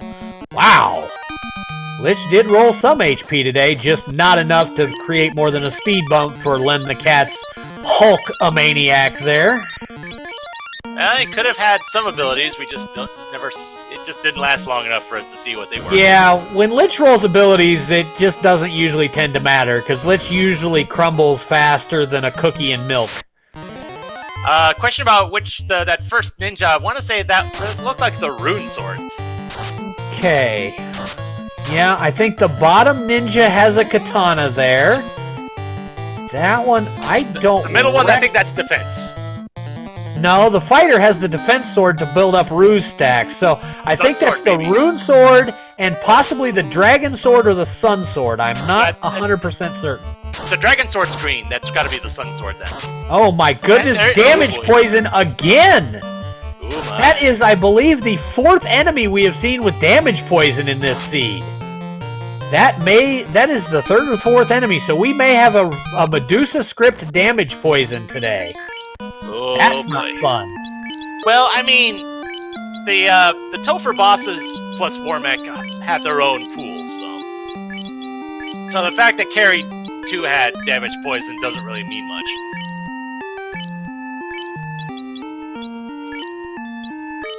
Alright, Len looks like he's getting ready here. changing a few things around, getting those heal staffs and some of his caster items onto the lower level ninjas. Looks like we may see some heal strats out from the ninjas trying to keep the larger ninja and the Hulk alive. We'll have to see. If Chaos makes Hulk angry, does that mean he's going to turn green? Caleb is diving back into Volcano to take his revenge on Carry 1. Yeah, with that Mosmune find, I think this carry fight's going to go significantly better for him than it did the last time with that poor defense sword. Uh-oh, Waters have sleep. But he's able to get away. But he gets away. Those ninjas doing their job, getting him out of the ugly fights and getting him on towards the Kraken 2 fight. So, a question in chat about the party composition. Caleb has a podcast that, prior to this race, Len took part in, and they had a gentleman's agreement. Since the topic of the day was one of the Three Ninjas movies, the two came to an agreement to use Three Ninjas for this race. Yeah, significantly better for Caleb over there in the carry fight. First swing for 571 damage. Just really laid into her right there. Alright, so we got Kraken 2. And we're going with Brackstrats. Wow, we're Brackstratting Kraken 2. That's interesting. Ooh. Success for 167, that's not bad. He needs to get a second defense sword off. He needs to get that knight protected. Ouch! 5 hits for 87, that's... Alright. With the second defense sword now, he should start feeling a little better about his position. He is making sure to heal strat up that knight, make sure that after the hits he's taken, he can survive those nuclears. Kraken critted through 3 defense sword casts. He got 80 damage onto the knight even with max evade. And I don't think LTC realized the timing of that. He put up a 4th stack of the defense sword. Goodness knows I don't know the percentages myself. I might have done the same thing. Wow, Kraken is high crit rating. He is getting through the max evade fighter here. That is not good for Len. Hitting for 200-300, which that's not bad. Yep, definitely going to try to get through this Kraken here right away and get us onto our Tiamat fight. Still with 2 ninjas alive, so we've got a shot here. We've got some heal pots, we've got that fighter alive, and we've got the 2 ninjas to help out a little bit here. So that's going to be real good. Yeah, so that crack. Oh dear. Large pack of vampires.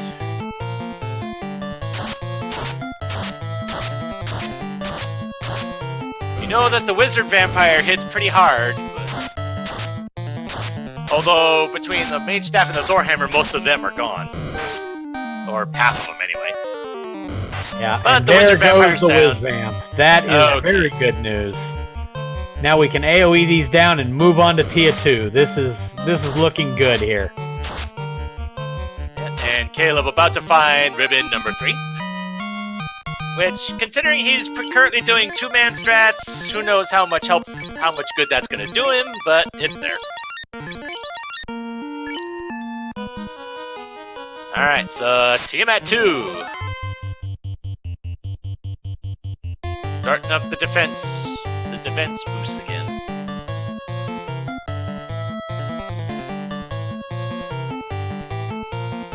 Going with Brack again. Well, if those ninjas don't have too much to do with the fighter carrying the defense sword, I guess taking a shot at a Brack makes about as much sense as anything for Len at this point. Ooh, 2 hits for 38. Ouch, that's not good.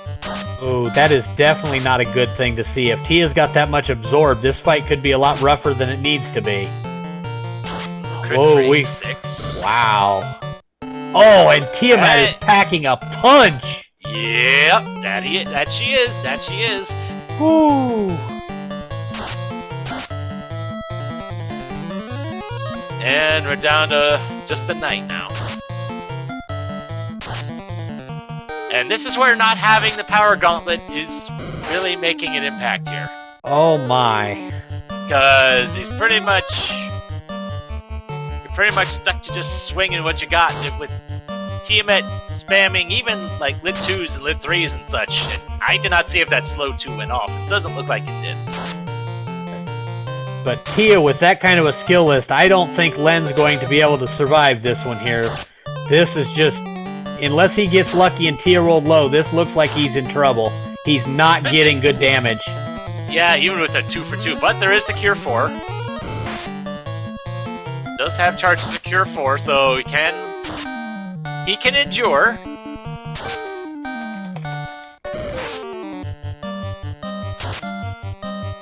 And with that, Caleb finishes off Kraken, lights the 4th orb, and we'll be taking a dive into Topher rather shortly.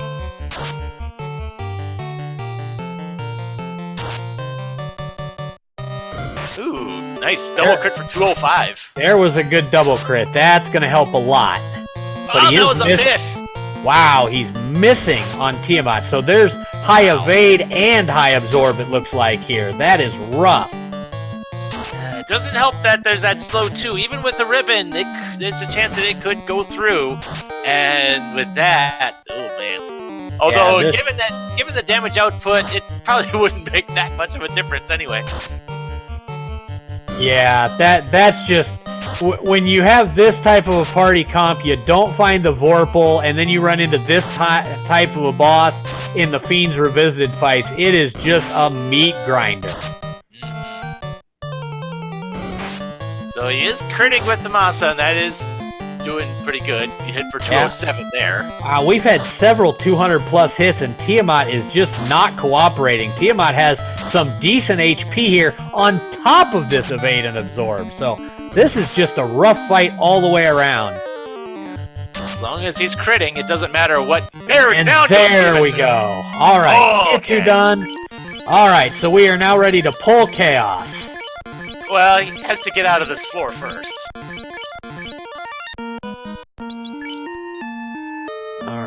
So, we know we've got the ribbon for safety, the dragon armor for defense, and the Mosmune to swing with, so we gotta hope this works out well here. This is a matter of what do you want on your night going into this.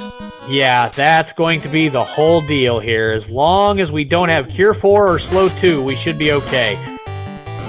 There's worms hit pretty darn hard. Wow.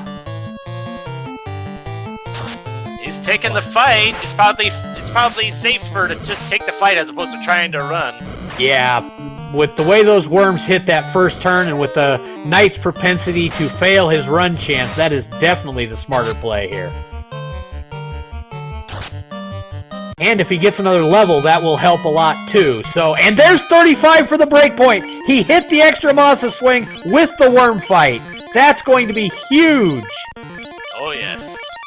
Wow, and Caleb really making up time after that Tiamat fight took Len so long. He is in the Temple of Fiends Revisited, doing his Medusa fights on the Earth floor. Okay. But remember, Len the Cat did some grinding on that night. Caleb didn't do that, so he's probably going to have as much of a time with Tiamat 2 as Len did. Meanwhile, Chaos led off with Zap and Lit 2. And Thunder. Wow, there's a Thunder from Chaos to back it up. Thunder only... Oh, there's a nuke for 137. Yeah, nuke into this fighter's and there's the Cure 4. Oh my god, we have a nuke Cure 4 Chaos. Here we go. Not doing Lord. Absorb too. Oh, with the extra hit on the Masa though, I think he's going to be able to get through. He's getting some... Oh my good lord! Fast on top of it! What is this? Oh my, oh my, oh my. What a chaos! This is the chaos that people dread with their low-level party dives. But Len had leveled this fighter up to the point this chaos doesn't even phase him. Yeah, the thing is, the Knight's not... down goes Chaos! Wow, Chaos rolled low on HP! And Len the Cat has killed Chaos. We have a first place finish for Len the Cat in an SRL time of 2 hours, 6 minutes, and 50 seconds. Now, I'm sorry, ladies and gentlemen, but we are butting up against our broadcast time here, so we are not going to have the opportunity to get our runners in here for some interviews. We thank you all for watching our Final Fantasy Randomizer race this afternoon, and I know we have more randomizer action coming up at 4 and 6 p.m. Eastern on the Speed Gaming family of networks. Melee, any final thoughts here before we get out for the Super Metroid third place randomizer race?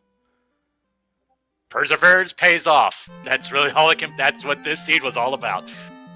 Absolutely. I'd like to thank Speed Gaming and thank our great runners for today. We will see you next time. I am Hyro Fellows, and we are out.